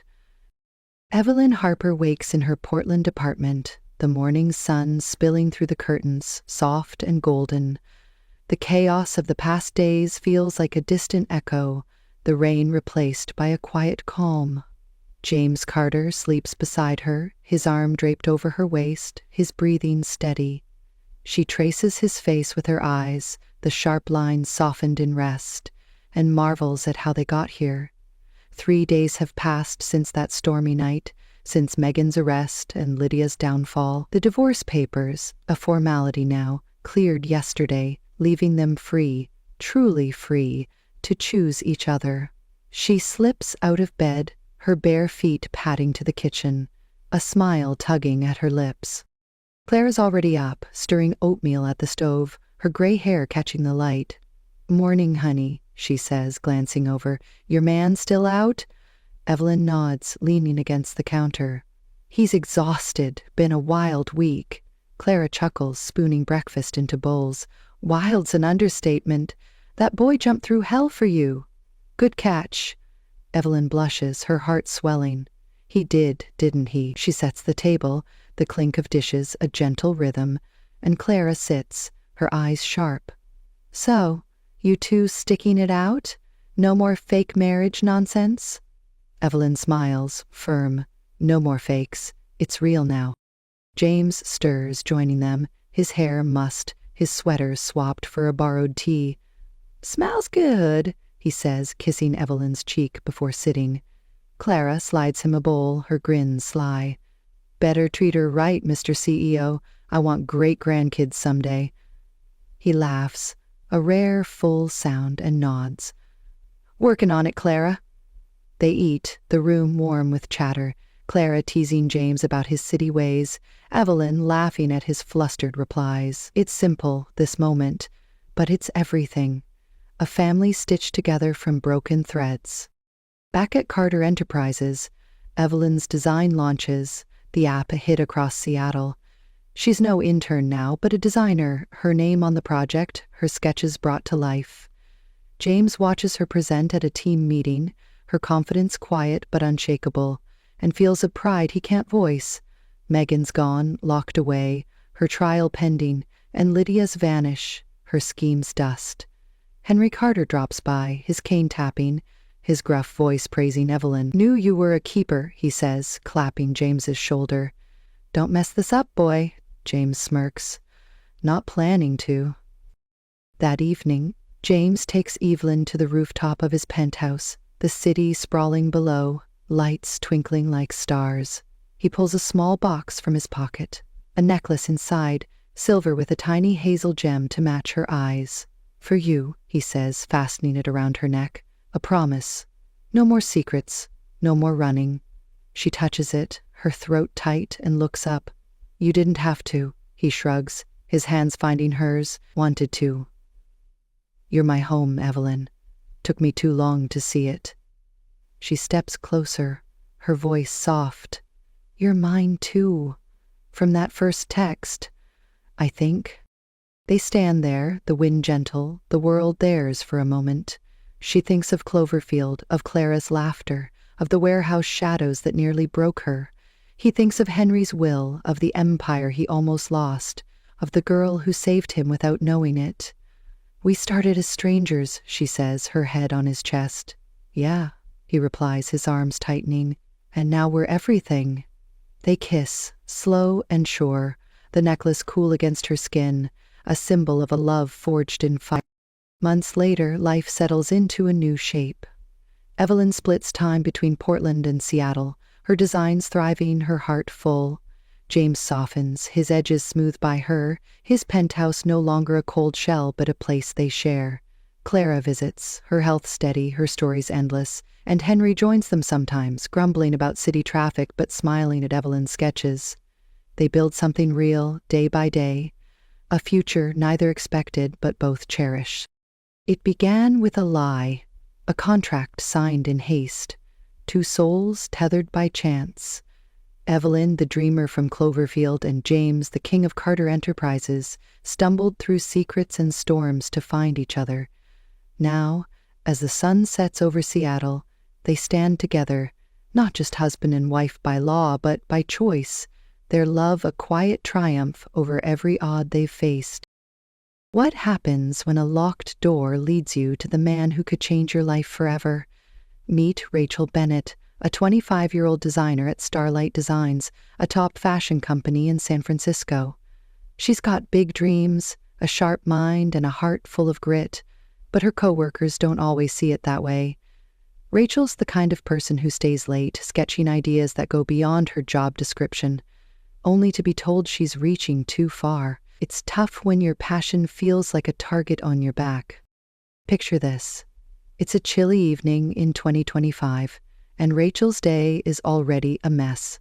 Her boss piles on extra work, her desk is a chaos of fabric swatches, and now she's trudging home, hoping for a quiet night.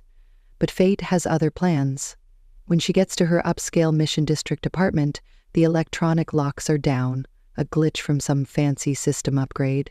No key, no way in, and the thought of crashing in the lobby feels like admitting defeat. Rachel's not one to give up, though. She remembers a neighbor, a guy she's seen once or twice in the parking garage, always in a sharp suit, always in a hurry. Desperate, she knocks on his door, half expecting to be turned away. That's when she meets Daniel Foster, a man who's about to flip her world upside down. One knock sparks a journey of love, betrayal, and redemption, where locked doors lead to open hearts. Will Rachel find her place in a world that keeps pushing her out? Can a stranger become her safe haven? This is a story that'll make you laugh, cry, and believe in second chances. Get ready for a roller coaster of emotions, because Rachel's tale is just beginning, and trust me, You won't want to miss a single moment. Rachel Bennett sat at her desk in the buzzing office of Starlight Designs, surrounded by mood boards and fabric samples. The San Francisco skyline sparkled through the glass walls, but her focus was on the sketch in front of her, a bold dress design she'd stayed up all night to perfect. She wasn't just a junior designer, she wanted to prove she could think bigger. As she added a final flourish, a sharp voice cut through her thoughts. Margaret Hayes, her manager, loomed over her desk, arms crossed. "Rachel, your job is to follow my instructions, not to play artist with projects that aren't yours. Have you even finished the sales report I asked for?" Rachel's cheeks burned. "I finished it, Margaret. I just thought this design could help with the spring collection." Margaret scoffed. "Ambition doesn't pay your salary. Keep this up and I'll have to rethink your place here." Across the room, Isabel Ward, another designer, smirked. "Nice try, Rachel. Stick to coffee runs next time." The words stung, but Rachel bit her lip and turned back to her sketch. She'd graduated top of her class from a prestigious design school, yet here she was, fighting for scraps of respect. By 6 o'clock, the office emptied out, leaving Rachel alone with her thoughts. She packed her bag, her mind replaying Margaret's warning. As she stepped into the cool evening air, her phone buzzed with an email from the apartment management. "Due to a system upgrade, the electronic locks in your building are temporarily offline. Repairs begin tomorrow. Please make alternate arrangements for tonight." Rachel stopped dead on the sidewalk. Alternate arrangements? She checked her keychain, hoping for a miracle, but no luck. Her spare key was inside her locked apartment. The idea of sleeping in the lobby felt pathetic, and a hotel was out of the question. Her paycheck barely covered rent in the pricey Mission District. She scrolled through her contacts, but her few friends lived across the city, and crashing with them meant a long bus ride she didn't have the energy for. Rachel trudged to her building, a sleek high-rise with a now useless keycard scanner. The lobby was empty, the security guard shrugging when she asked for help. It's just one night, she told herself, but the weight of the day pressed harder. Then she remembered him, the neighbor from 12B. She'd seen him a few times in the parking garage, always in a tailored suit, carrying a leather briefcase. He'd nodded once when she held the elevator, his eyes sharp but not unkind. Maybe he'd let her crash on his couch. It was a long shot, but Rachel was out of options. She took the elevator to the 12th floor, her heart pounding as she stood outside 12B. The door was dark wood, polished, with a faint glow of light underneath. She knocked, half hoping no one would answer. Footsteps approached, and the door swung open. There he was, Daniel Foster. In a crisp white shirt, sleeves rolled up, looking like he'd just stepped out of a meeting. His dark hair was slightly tousled, and his green eyes narrowed as he took her in. "Can I help you?" he asked, his voice low and guarded. Rachel swallowed. "Hi, I'm Rachel, from 12A. I know we've only met in passing, but the building's locks are down and I can't get into my place. Could I maybe stay here tonight? I'll pay you for the trouble and I can help with chores or whatever you need." Daniel leaned against the door frame, studying her. "You're asking to crash at a stranger's place? That's bold." Rachel's face heated. "I'm not a stranger, exactly. We've seen each other around. I'm desperate, okay? I won't be any trouble." He raised an eyebrow, then stepped aside. "Fine. One night. But you're cooking dinner, deal?" Rachel nodded, relief flooding her. "Deal." She followed him inside, struck by how sleek his apartment was, all glass and steel with a view of the city lights. It screamed money, but she pushed the thought aside. Daniel handed her an apron and pointed to the kitchen. "I'm starving, and I'm not eating takeout again. Make something edible." Rachel laughed nervously. "No pressure, right?" She rummaged through his fridge, finding eggs, bread, and some vegetables. Cooking wasn't her strength, but she'd try. As she cracked eggs into a pan, the oil sizzled too loudly and smoke curled up. "Oh no," she muttered, waving a dish towel. Daniel appeared, smirking. "You planning to burn my kitchen down?" Rachel groaned. "It's under control. Sort of." He grabbed a spatula and flipped the eggs with ease. "Maybe stick to chopping for now." They sat at his counter with slightly scorched omelets, the tension easing.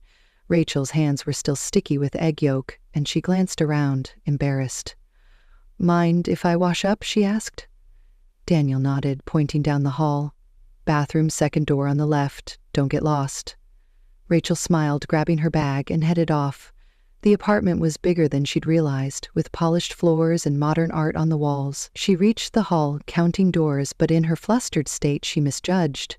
She opened what she thought was the bathroom, only to freeze. Steam billowed out, and there was Daniel, mid-shower, standing behind a frosted glass door. He hadn't heard her over the water, but his silhouette was clear enough to make her heart skip. "Oh my gosh," she gasped, slamming the door shut, her face burning. "Wrong." Rachel bolted back to the kitchen, mortified, and busied herself with dishes, hoping he hadn't noticed. Minutes later, Daniel strolled in, towel drying his hair, now in a fresh shirt. His smirk told her he knew. "Take a wrong turn?" he asked, eyes twinkling. Rachel buried her face in her hands. "I'm so sorry, I thought it was the bathroom. I didn't see anything, I swear." He laughed, a warm sound that eased her panic. "Relax, Rachel. You're not the first to get lost in here. Let's just eat before you set off any more alarms." She peeked through her fingers, relieved he wasn't mad. "You're way too calm about this," she muttered. Daniel shrugged. "Life's too short to sweat the small stuff. Now, tell me about your day. Those omelets aren't distracting me." They settled back at the counter, and Rachel opened up, the shower mishap fading into a shared chuckle. "I'm a designer at Starlight Designs, but my boss thinks I'm overstepping," she said. Today she basically said, "I'm on thin ice." Daniel listened, his gaze thoughtful. "Sounds like she's threatened by you. Keep doing your thing. People like that hate it when you don't quit." Rachel blinked, surprised by his insight. "Thanks. That's actually helpful." As they cleaned up, her phone buzzed with an email from Margaret. "Rachel, I need the revised sketches by 8 a.m. tomorrow. No excuses." She groaned, rubbing her temples. Daniel glanced over. "Rough day?"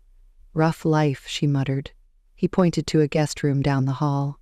"Get some rest. You look like you need it." Rachel smiled faintly, her mind still spinning from the day, and now the image of Daniel's blurry silhouette. She had no idea this was just the start of something much bigger. Rachel woke to the smell of coffee drifting through Daniel's apartment.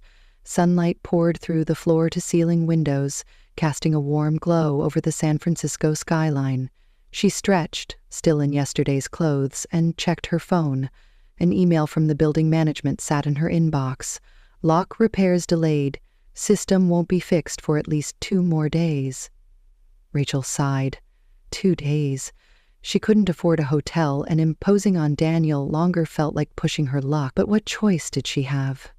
She padded to the kitchen where Daniel was pouring coffee, his dark hair still damp from a shower. He glanced up, unfazed. "Sleep okay?" he asked. Rachel nodded. "Yeah, thanks. I just got bad news, though. Locks are still down. I can find somewhere else if it's too much trouble." Daniel handed her a mug. "You're already here. Stay till it's fixed. Just don't burn my kitchen again." She laughed, relaxing a bit. "No promises, but I'll try." Determined to pull her weight, Rachel offered to cook dinner again. Daniel raised an eyebrow but didn't argue. She scanned his pantry, settling on grilled cheese sandwiches, something she couldn't mess up too badly. As she melted butter in a pan, Daniel leaned against the counter, watching. "You're serious about this cooking thing, huh?" he said. Rachel grinned. "Gotta earn my keep. Plus, I'm not letting those eggs define me." The sandwiches turned out golden, if a little uneven, and they ate at his dining table, the city lights twinkling outside. "So," Daniel said, "you mentioned your boss yesterday. What's her deal?" Rachel hesitated, then opened up. "Margaret's tough. I pitched a new design and she acted like I was stepping on her toes. Then there's Isabel, who's always waiting for me to fail. It's like they see my ideas as a threat." Daniel listened, his green eyes steady. "Sounds like you're surrounded by people scared of your potential. Keep pushing. They'll either adapt or break." His words hit her hard, a mix of blunt and kind that made her feel seen. The next day, Rachel headed to Starlight Designs, her revised sketches tucked under her arm. The office hummed with chatter, but it quieted when she walked in. Isabel was at her desk, smirking over a coffee cup. "Nice of you to show up, Rachel. Hope those sketches aren't recycled from someone else's work." Rachel ignored her, setting her portfolio on Margaret's desk. Margaret barely looked up. "These better be good, Rachel. I don't have time for amateurs." The words stung, but Rachel held her ground. "They're original, and they're ready for the client meeting." Margaret waved her off, but Rachel caught a flicker of unease in her eyes. Back at her desk, she worked through lunch, tweaking designs until her vision blurred. By evening, she was exhausted but determined to prove herself. When she got back to Daniel's place, he was on a call, his tone sharp. "Tell them we're not budging on the deadline. I want updates by tomorrow." He hung up, noticing Rachel. "Rough day?" he asked. She slumped onto the couch. "You could say that. Work's a battlefield, and I'm running low on armor." Daniel sat beside her, a rare softness in his expression. "You're tougher than you think. Don't let them dull your spark." Rachel smiled faintly. "You sound like you've fought a few battles yourself." He shrugged, dodging the hint. "Let's just say, I know what it's like to be underestimated." That night, Rachel needed a break. She suggested grabbing drinks at a cozy coffee shop nearby, one with string lights and wooden tables. Daniel agreed, and they walked through the Mission District, the air crisp with fall. At the shop, Rachel ordered a spiked latte, joking she needed liquid courage to survive work. One drink turned to 2, then 3, and soon she was tipsy, her guard down. Daniel, sipping a black coffee, watched her with amusement. "You're chatty when you're buzzed," he said. Rachel giggled, leaning closer. "Maybe I just like talking to you. You're not as scary as you pretend." Her words slurred, and before she could stop herself, she leaned in, aiming for a kiss. Daniel caught her shoulders gently, pulling back. "Rachel, you're drunk. Let's get you home." Her face burned with embarrassment. "I'm so sorry, I didn't mean—" He shook his head, his voice soft. "It's okay, I just want us to be real with each other, not rushed by a bad latte." Back at his apartment, Daniel handed her water and a blanket. "Get some sleep. We'll laugh about this tomorrow." Rachel nodded, mortified but grateful for his kindness. The next morning, she woke with a headache and a fuzzy memory of the night. Daniel was in the kitchen, making toast, acting like nothing happened. She mumbled an apology, but he waved it off. "You're fine, Rachel. Just don't make a habit of kissing strangers." She laughed, tension easing. "Noted. Thanks for not making it weird." They ate breakfast in comfortable silence, and Rachel felt something shift, a quiet trust growing between them. At work, things got worse. Isabel cornered her in the break room, holding a design that looked eerily like Rachel's. "I found this in the shared drive, Rachel. Funny how it matches your pitch. Did you think no one would notice you stole it?" Rachel's stomach dropped. "That's my work, Isabel. I created it last month." Isabel smirked. "Prove it. Margaret wants a full rewrite by tomorrow, or you're out." Rachel felt the walls closing in, but she thought of Daniel's words. Keep pushing. She spent the night at his place, working on her laptop, determined to fight back. Daniel peeked over, curious. "What's got you so focused?" She sighed. "My coworker's trying to sabotage me. I need to redo everything to save my job." He nodded, thoughtful. "You'll nail it. Show them who you are." The next evening, needing air, Daniel suggested a walk through a nearby park, its paths lined with eucalyptus trees. As they strolled, Rachel opened up more. "My dad built a company from nothing," she said. "When he died, my mom fell apart, and now she's in a coma. My stepdad and his daughter took everything, kicked me out. I've been rebuilding ever since." Daniel listened, his face unreadable. "That's heavy, Rachel, but you're still standing. That's not nothing." She looked at him, curious. "What about you? What's your story?" He hesitated, then said, "Just a guy trying to do right by the people who matter." His phone buzzed, another work call, and he stepped away, leaving Rachel wondering what he wasn't saying. Back at the apartment, she fell asleep on the couch, her laptop open, feeling safer than she had in years, even if she didn't know why. Rachel Bennett stood in the elevator of Starlight Designs, clutching her redesigned portfolio like a lifeline. The San Francisco morning buzzed outside, but inside the glass-walled office, tension hung heavy. She'd spent the night at Daniel Foster's apartment, pouring her heart into new sketches to counter Isabel Ward's accusations. Her co-workers' claim that Rachel stole a design had shaken her, but Daniel's quiet confidence kept her grounded. "You'll nail it," he'd said, and she clung to those words now. As the elevator dinged, she stepped into the open-plan office, where Isabel was already whispering to Margaret Hayes, their manager. Rachel caught snippets of their conversation, words like unprofessional and dishonest. Her stomach twisted, but she squared her shoulders and approached Margaret's desk. "I've got the revised designs," she said, her voice steady. Margaret barely glanced at the portfolio. "This better be worth my time, Rachel. We don't tolerate shortcuts here." Isabel smirked from her desk, twirling a pen. "Good luck explaining why your work looks so familiar, Rachel." Before Rachel could respond, her phone buzzed with a text from Daniel. "Got a work thing tonight. Join me? It's at a restaurant in Embarcadero."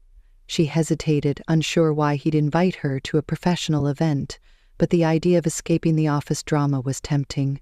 She texted back, "Sure, sounds fun." The day dragged on, with Margaret piling on extra tasks and Isabel dropping snide comments. By 5, Rachel was drained but determined to hold her own. She rushed back to Daniel's place to change, borrowing a simple black dress from her bag of spare clothes. Daniel was waiting in the living room, dressed in a tailored suit that made her pause. "You clean up nice," she said, half joking. He grinned. "You're not so bad yourself. Let's go." The restaurant, perched along the Embarcadero waterfront, glowed with candlelight and clinking glasses. Rachel felt out of place among the polished crowd, but Daniel guided her to a private table where a woman in a sleek red dress waited. "This is Victoria Lane," Daniel said, introducing her. "She's a partner on one of our projects." Victoria's smile was sharp, her eyes scanning Rachel. "And you are?" she asked, her tone dripping with curiosity. "Rachel Bennett," Rachel said, shaking her hand. "I'm just here with Daniel." Victoria raised an eyebrow. "Oh, the neighbor girl? I heard you're crashing at his place. How quaint." Rachel's cheeks burned, but Daniel cut in, his voice cool. "Rachel's my guest, Victoria. Let's keep this professional." Victoria laughed, but her eyes stayed cold, and Rachel sensed trouble brewing. Dinner was a blur of small talk and industry jargon. Rachel tried to follow, but Victoria kept steering the conversation to Daniel, dropping hints about their past meetings. As dessert arrived, Victoria leaned closer to Rachel. "So, how's it feel living off Daniel's charity? Must be nice, no rent, no worries." Rachel gripped her fork, anger flaring. "I'm not living off anyone. I'm just waiting out a building glitch." Daniel set down his glass, his jaw tight.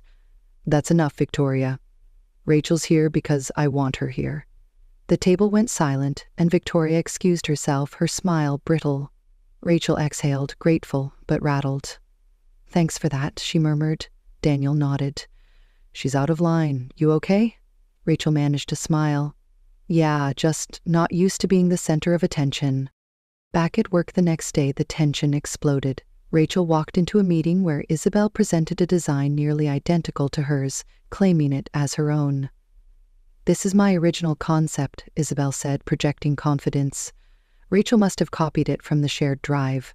Rachel stood, her voice firm. "That's my work, Isabel. I pitched it last month, and I have the drafts to prove it." Margaret frowned, unconvinced. "This is serious, Rachel. If you can't back up your claim, you're out." The room buzzed with whispers, and Rachel felt her future slipping away.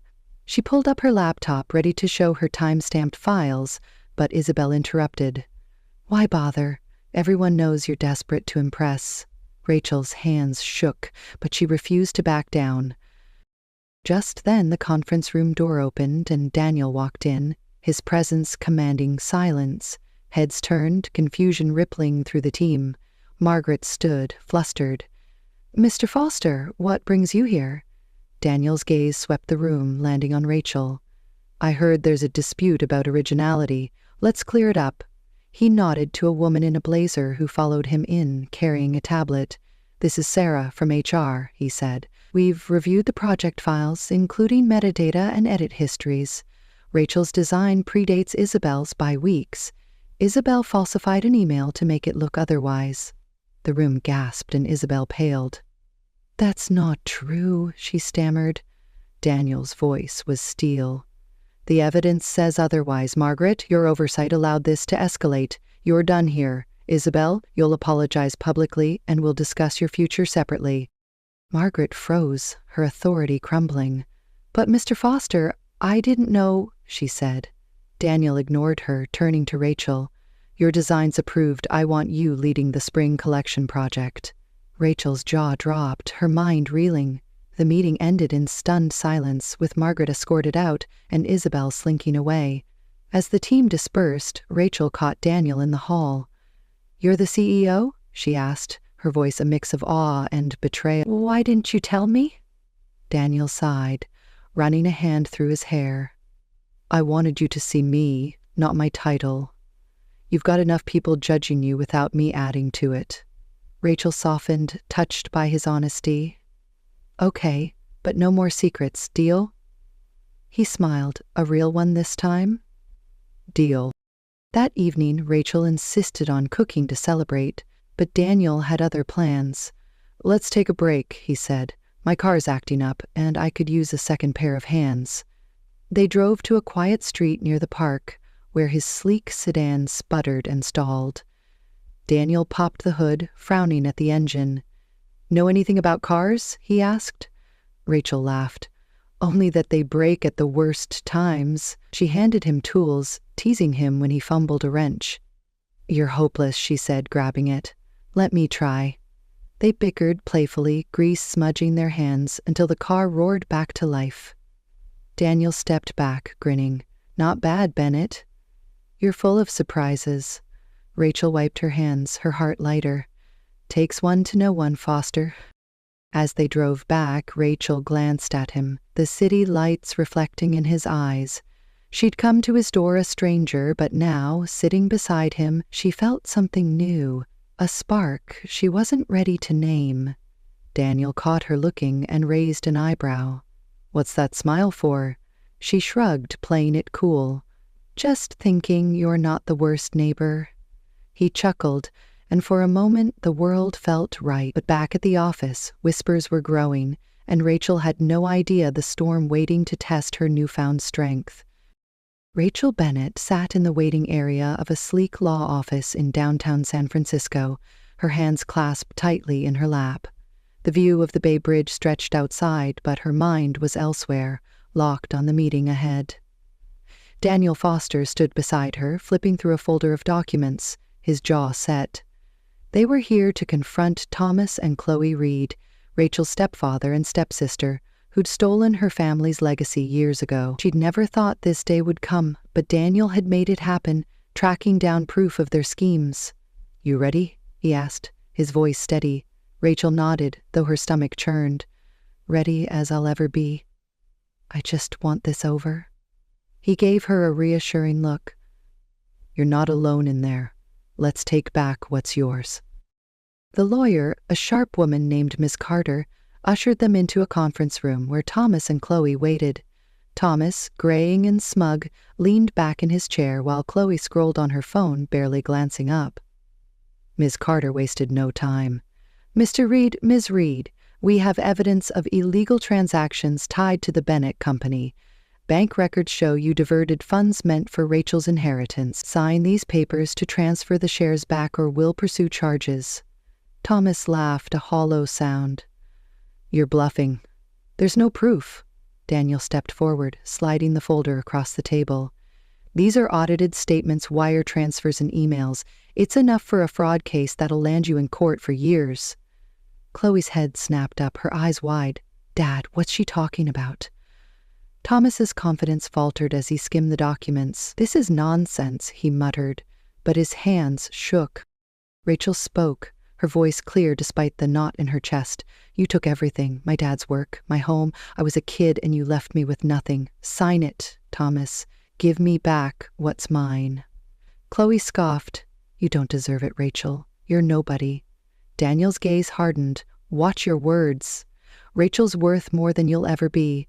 Thomas, pale now, grabbed a pen and signed, muttering apologies that rang hollow. Chloe followed, glaring but silent. Ms. Carter collected the papers, nodding to Rachel. The shares are yours again. Congratulations. Rachel exhaled, a weight lifting, but victory felt bittersweet. She looked at Daniel, gratitude flooding her. Thank you, she whispered. He squeezed her hand. You did the hard part. That evening, Daniel suggested they celebrate at a BBQ joint near the Mission District, a lively spot with checkered tablecloths and the smell of smoked brisket. Rachel, still processing the day, managed a smile as they ordered ribs and cornbread. You didn't have to do all this, she said, picking at her plate. Daniel shrugged, his green eyes warm. You deserved justice. Plus, I'm starving, and you're not cooking tonight. She laughed, the sound freer than it had been in days. They talked over the meal, the hum of the restaurant fading into the background. Rachel admitted her fears. I've got my dad's company back, but what if I'm not enough to run it? What if I'm not enough for... She trailed off, glancing at him. Daniel leaned closer. For what? For me. Rachel, you're more than enough. You're the strongest person I know. Her heart raced, but doubt lingered. He was a CEO, a world apart from her struggles. The next day at Starlight Designs, trouble brewed again. Rachel overheard whispers in the break room, colleagues eyeing her strangely. By lunch, the rumor hit her like a punch. Someone had spread a story that she'd had an improper relationship with a professor in college, tainting her reputation. She traced it back to Victoria Lane, the business partner from the restaurant, who'd sent an anonymous email to the team. Rachel confronted her at a coffee shop meeting, keeping her voice calm. Why are you doing this, Victoria? I've never hurt you. Victoria smirked, stirring her latte. You're in my way, Rachel. Daniel's distracted, and I don't lose to girls like you. Rachel clenched her fists. He's not a prize to win. Back off. She walked away, shaken but resolute, knowing she had to clear her name. Rachel told Daniel that evening, pacing his apartment. It's not true, she said, her voice cracking. I worked hard in school, top grades, no scandals. Why would she lie? Daniel's face darkened. Victoria's playing dirty. I'll handle it. He made calls, digging into the rumor's source, and found the professor in question, now retired, who confirmed it was a misunderstanding from a rival student years ago. Daniel drafted a statement for Starlight's internal network, debunking the lie, and cut ties with Victoria's company, citing unprofessional conduct. When Rachel saw the email, her relief was tinged with awe. You did all that for me? She asked. Daniel nodded. Nobody messes with you on my watch. Emboldened, Rachel opened up as they sat on his balcony, the city lights sprawling below. I like you, Daniel, she said, her voice soft. But I'm scared. You're this big-shot CEO, and I'm just figuring things out. What if this is too much? He took her hand, his touch warm. I don't care about titles, Rachel. I like you, the real you, the one who fights for what's right. Let me prove it. He suggested a morning walk to clear their heads, a chance to talk about what's next. Rachel agreed, her heart lighter but still cautious. As they planned, her phone buzzed with a new email from Starlight Designs, assigning her a bigger role in the spring collection. She smiled, feeling her world shift. But a new challenge loomed, one that would test not just her strength, but their bond. Rachel Bennett adjusted her scarf as she stepped out of Daniel Foster's car, the crisp San Francisco air brushing her cheeks. It had been months since she'd first knocked on his door, a desperate neighbor locked out of her apartment. Now she was here, standing before a grand Pacific Heights mansion, about to meet Daniel's family. He'd asked her to join him for a charity event hosted by his grandmother, Eleanor Gray, a woman known for her sharp mind and sharper standards. Rachel's stomach fluttered. What if they don't like me? She said, smoothing her dress, a simple navy piece she'd designed herself. Daniel squeezed her hand, his green eyes steady. They'll love you, just be yourself. That's more than enough. She smiled, drawing strength from his words. But doubt lingered as they walked through the iron gates. The mansion buzzed with guests, string lights twinkling over a garden filled with donation booths and art displays. Eleanor Gray stood at the center, her silver hair elegant, her presence commanding. She greeted Daniel with a warm hug, then turned to Rachel, her gaze appraising. "So, you're the one Daniel's been talking about," she said, her voice measured. "Rachel Bennett, is it?" Rachel nodded, offering a handshake. "It's an honor to meet you, Mrs. Gray. I've heard so much about your work with local shelters." Eleanor raised an eyebrow, intrigued, polite and prepared. "Tell me, Rachel, why are you here tonight?" Rachel hesitated, then spoke from the heart. "I believe in giving back. I've had tough times and I want to help others find their way." Eleanor studied her, then gestured to a booth. "We're short-handed at the recycled fashion display. Care to pitch in?" Rachel jumped at the chance, rolling up her sleeves. She spent hours organizing donated clothes, chatting with guests about sustainable design. Her passion shone through, turning heads, including Eleanor's. Rachel suggested a pop-up runway show, using volunteers to model the pieces, and pulled it off with flair, earning applause. As the event wound down, Eleanor pulled her aside.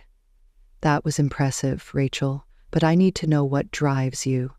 Are you with my grandson for his world or for him?" Rachel met her gaze. "I love Daniel for who he is, not what he has. When I was at my lowest, he saw me, really saw me. I'd choose him even if he had nothing." Eleanor's expression softened. "I believe you. I was testing you tonight and you passed with flying colors. Welcome to the family." Rachel's eyes welled up, and Daniel, overhearing, grinned. "Told you she's special, Grandma." The next day, Daniel drove Rachel to Starlight Designs, where good news waited. An email from a former professor, Dr. Larson, had hit the company's inbox, copied to the entire design team. It read, "Years ago, a false rumor about Rachel Bennett's conduct in college caused her pain. I'm setting the record straight. It was baseless, spread by a jealous peer. Rachel earned her honors through hard work. My apologies for the harm done." Rachel stared at the screen, relief washing over her. The whispers that had followed her, fueled by Victoria Lane's lies, faded as colleagues offered nods of respect. Margaret Hayes was gone, Isabel Ward was on probation, and Rachel's new project was gaining buzz. She threw herself into leading the spring collection, her sketches bolder, her confidence soaring. That evening, Daniel picked her up, suggesting a detour to Presidio Park. The sun was setting, painting the sky in hues of pink and gold, with the Golden Gate Bridge framing the horizon. They walked along a quiet trail, eucalyptus trees rustling softly. Rachel felt lighter than ever, her past reclaimed, her future bright. Daniel stopped near a lookout point, turning to her, his expression serious. "Rachel, these past months have changed me," he said. "I've built a lot, but none of it matters without you. You're my partner, my home." He pulled a small box from his pocket, opening it to reveal a simple silver ring, its diamond catching the fading light. "Will you marry me?" Rachel's breath caught, her heart racing. She thought of their journey, from a locked door to this moment, and knew her answer. "Yes," she said, tears spilling. "Yes, I'll marry you." Daniel slid the ring onto her finger, pulling her into a kiss as the city glowed below. They laughed, giddy, and sat on a bench, planning a small wedding, maybe at a vineyard nearby. Rachel rested her head on his shoulder. "I'm not quitting my job, you know," she said, half teasing. "I want to build my own path, not just lean on yours." Daniel chuckled. "I wouldn't have it any other way. You're going to take over the fashion world, and I'll be cheering you on." Rachel grinned, imagining her next collection, her name on a label, her dreams within reach. A week later, Daniel brought her back to the Pacific Heights mansion for a family dinner. His parents, warm and welcoming, greeted Rachel like one of their own. His mom, Linda, pulled her into a hug. "We've heard all about you, Rachel. You're exactly what Daniel needs, someone who stands tall." His dad, Robert, winked. "Just don't let him boss you around too much." Daniel groaned, and Rachel laughed, feeling at home. Over dessert, Eleanor raised a glass. "To Rachel," she said. for bringing light to our family and to love, which finds us when we least expect it. Rachel clinked glasses, her ring glinting, and caught Daniel's eye. He mouthed, "I love you," and she mouthed it back, her heart full. As they left the mansion, hand in hand, Rachel looked at the stars above San Francisco. She'd come so far, from a girl locked out of her life to a woman unlocking her future. With Daniel by her side, she felt ready for anything, a partner who'd fight for her, just as she'd fight for herself. Their story wasn't over. It was just beginning, and Rachel knew no matter what came next, they'd face it together. And so Rachel Bennett and Daniel Foster found their forever, a love that started with a locked door and grew through battles won together. Rachel's journey wasn't just about finding romance, it was about reclaiming her strength.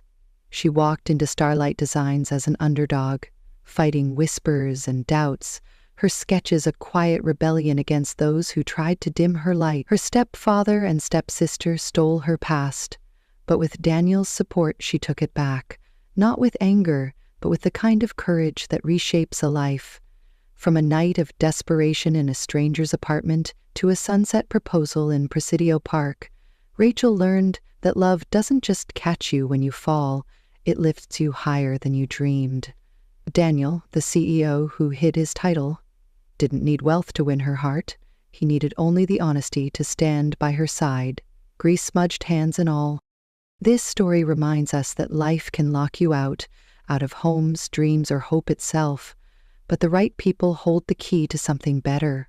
Rachel's grit, her refusal to quit even when the odds stacked against her, that's what carried her forward. She didn't just find love, she found herself, a designer with a vision, a woman who'd build her own empire, ring or no ring. And Daniel, he showed us love isn't about grand gestures, it's about showing up, whether it's fixing a car or facing down a liar. Together they prove that resilience and trust can open doors no one else can. So what did you think of Rachel and Daniel's story? Did it make your heart race when he dropped to one knee? Or maybe you cheered when Rachel stood up to her past? Hit that like button if their journey warmed your soul, and don't forget to subscribe for more tales of love that spark laughter, tears, and everything in between. Drop a comment below. Tell us what moved you most. Have you ever had a moment where a stranger became your everything, or a day when you found strength you didn't know you had? We're reading every word, so share your heart with us.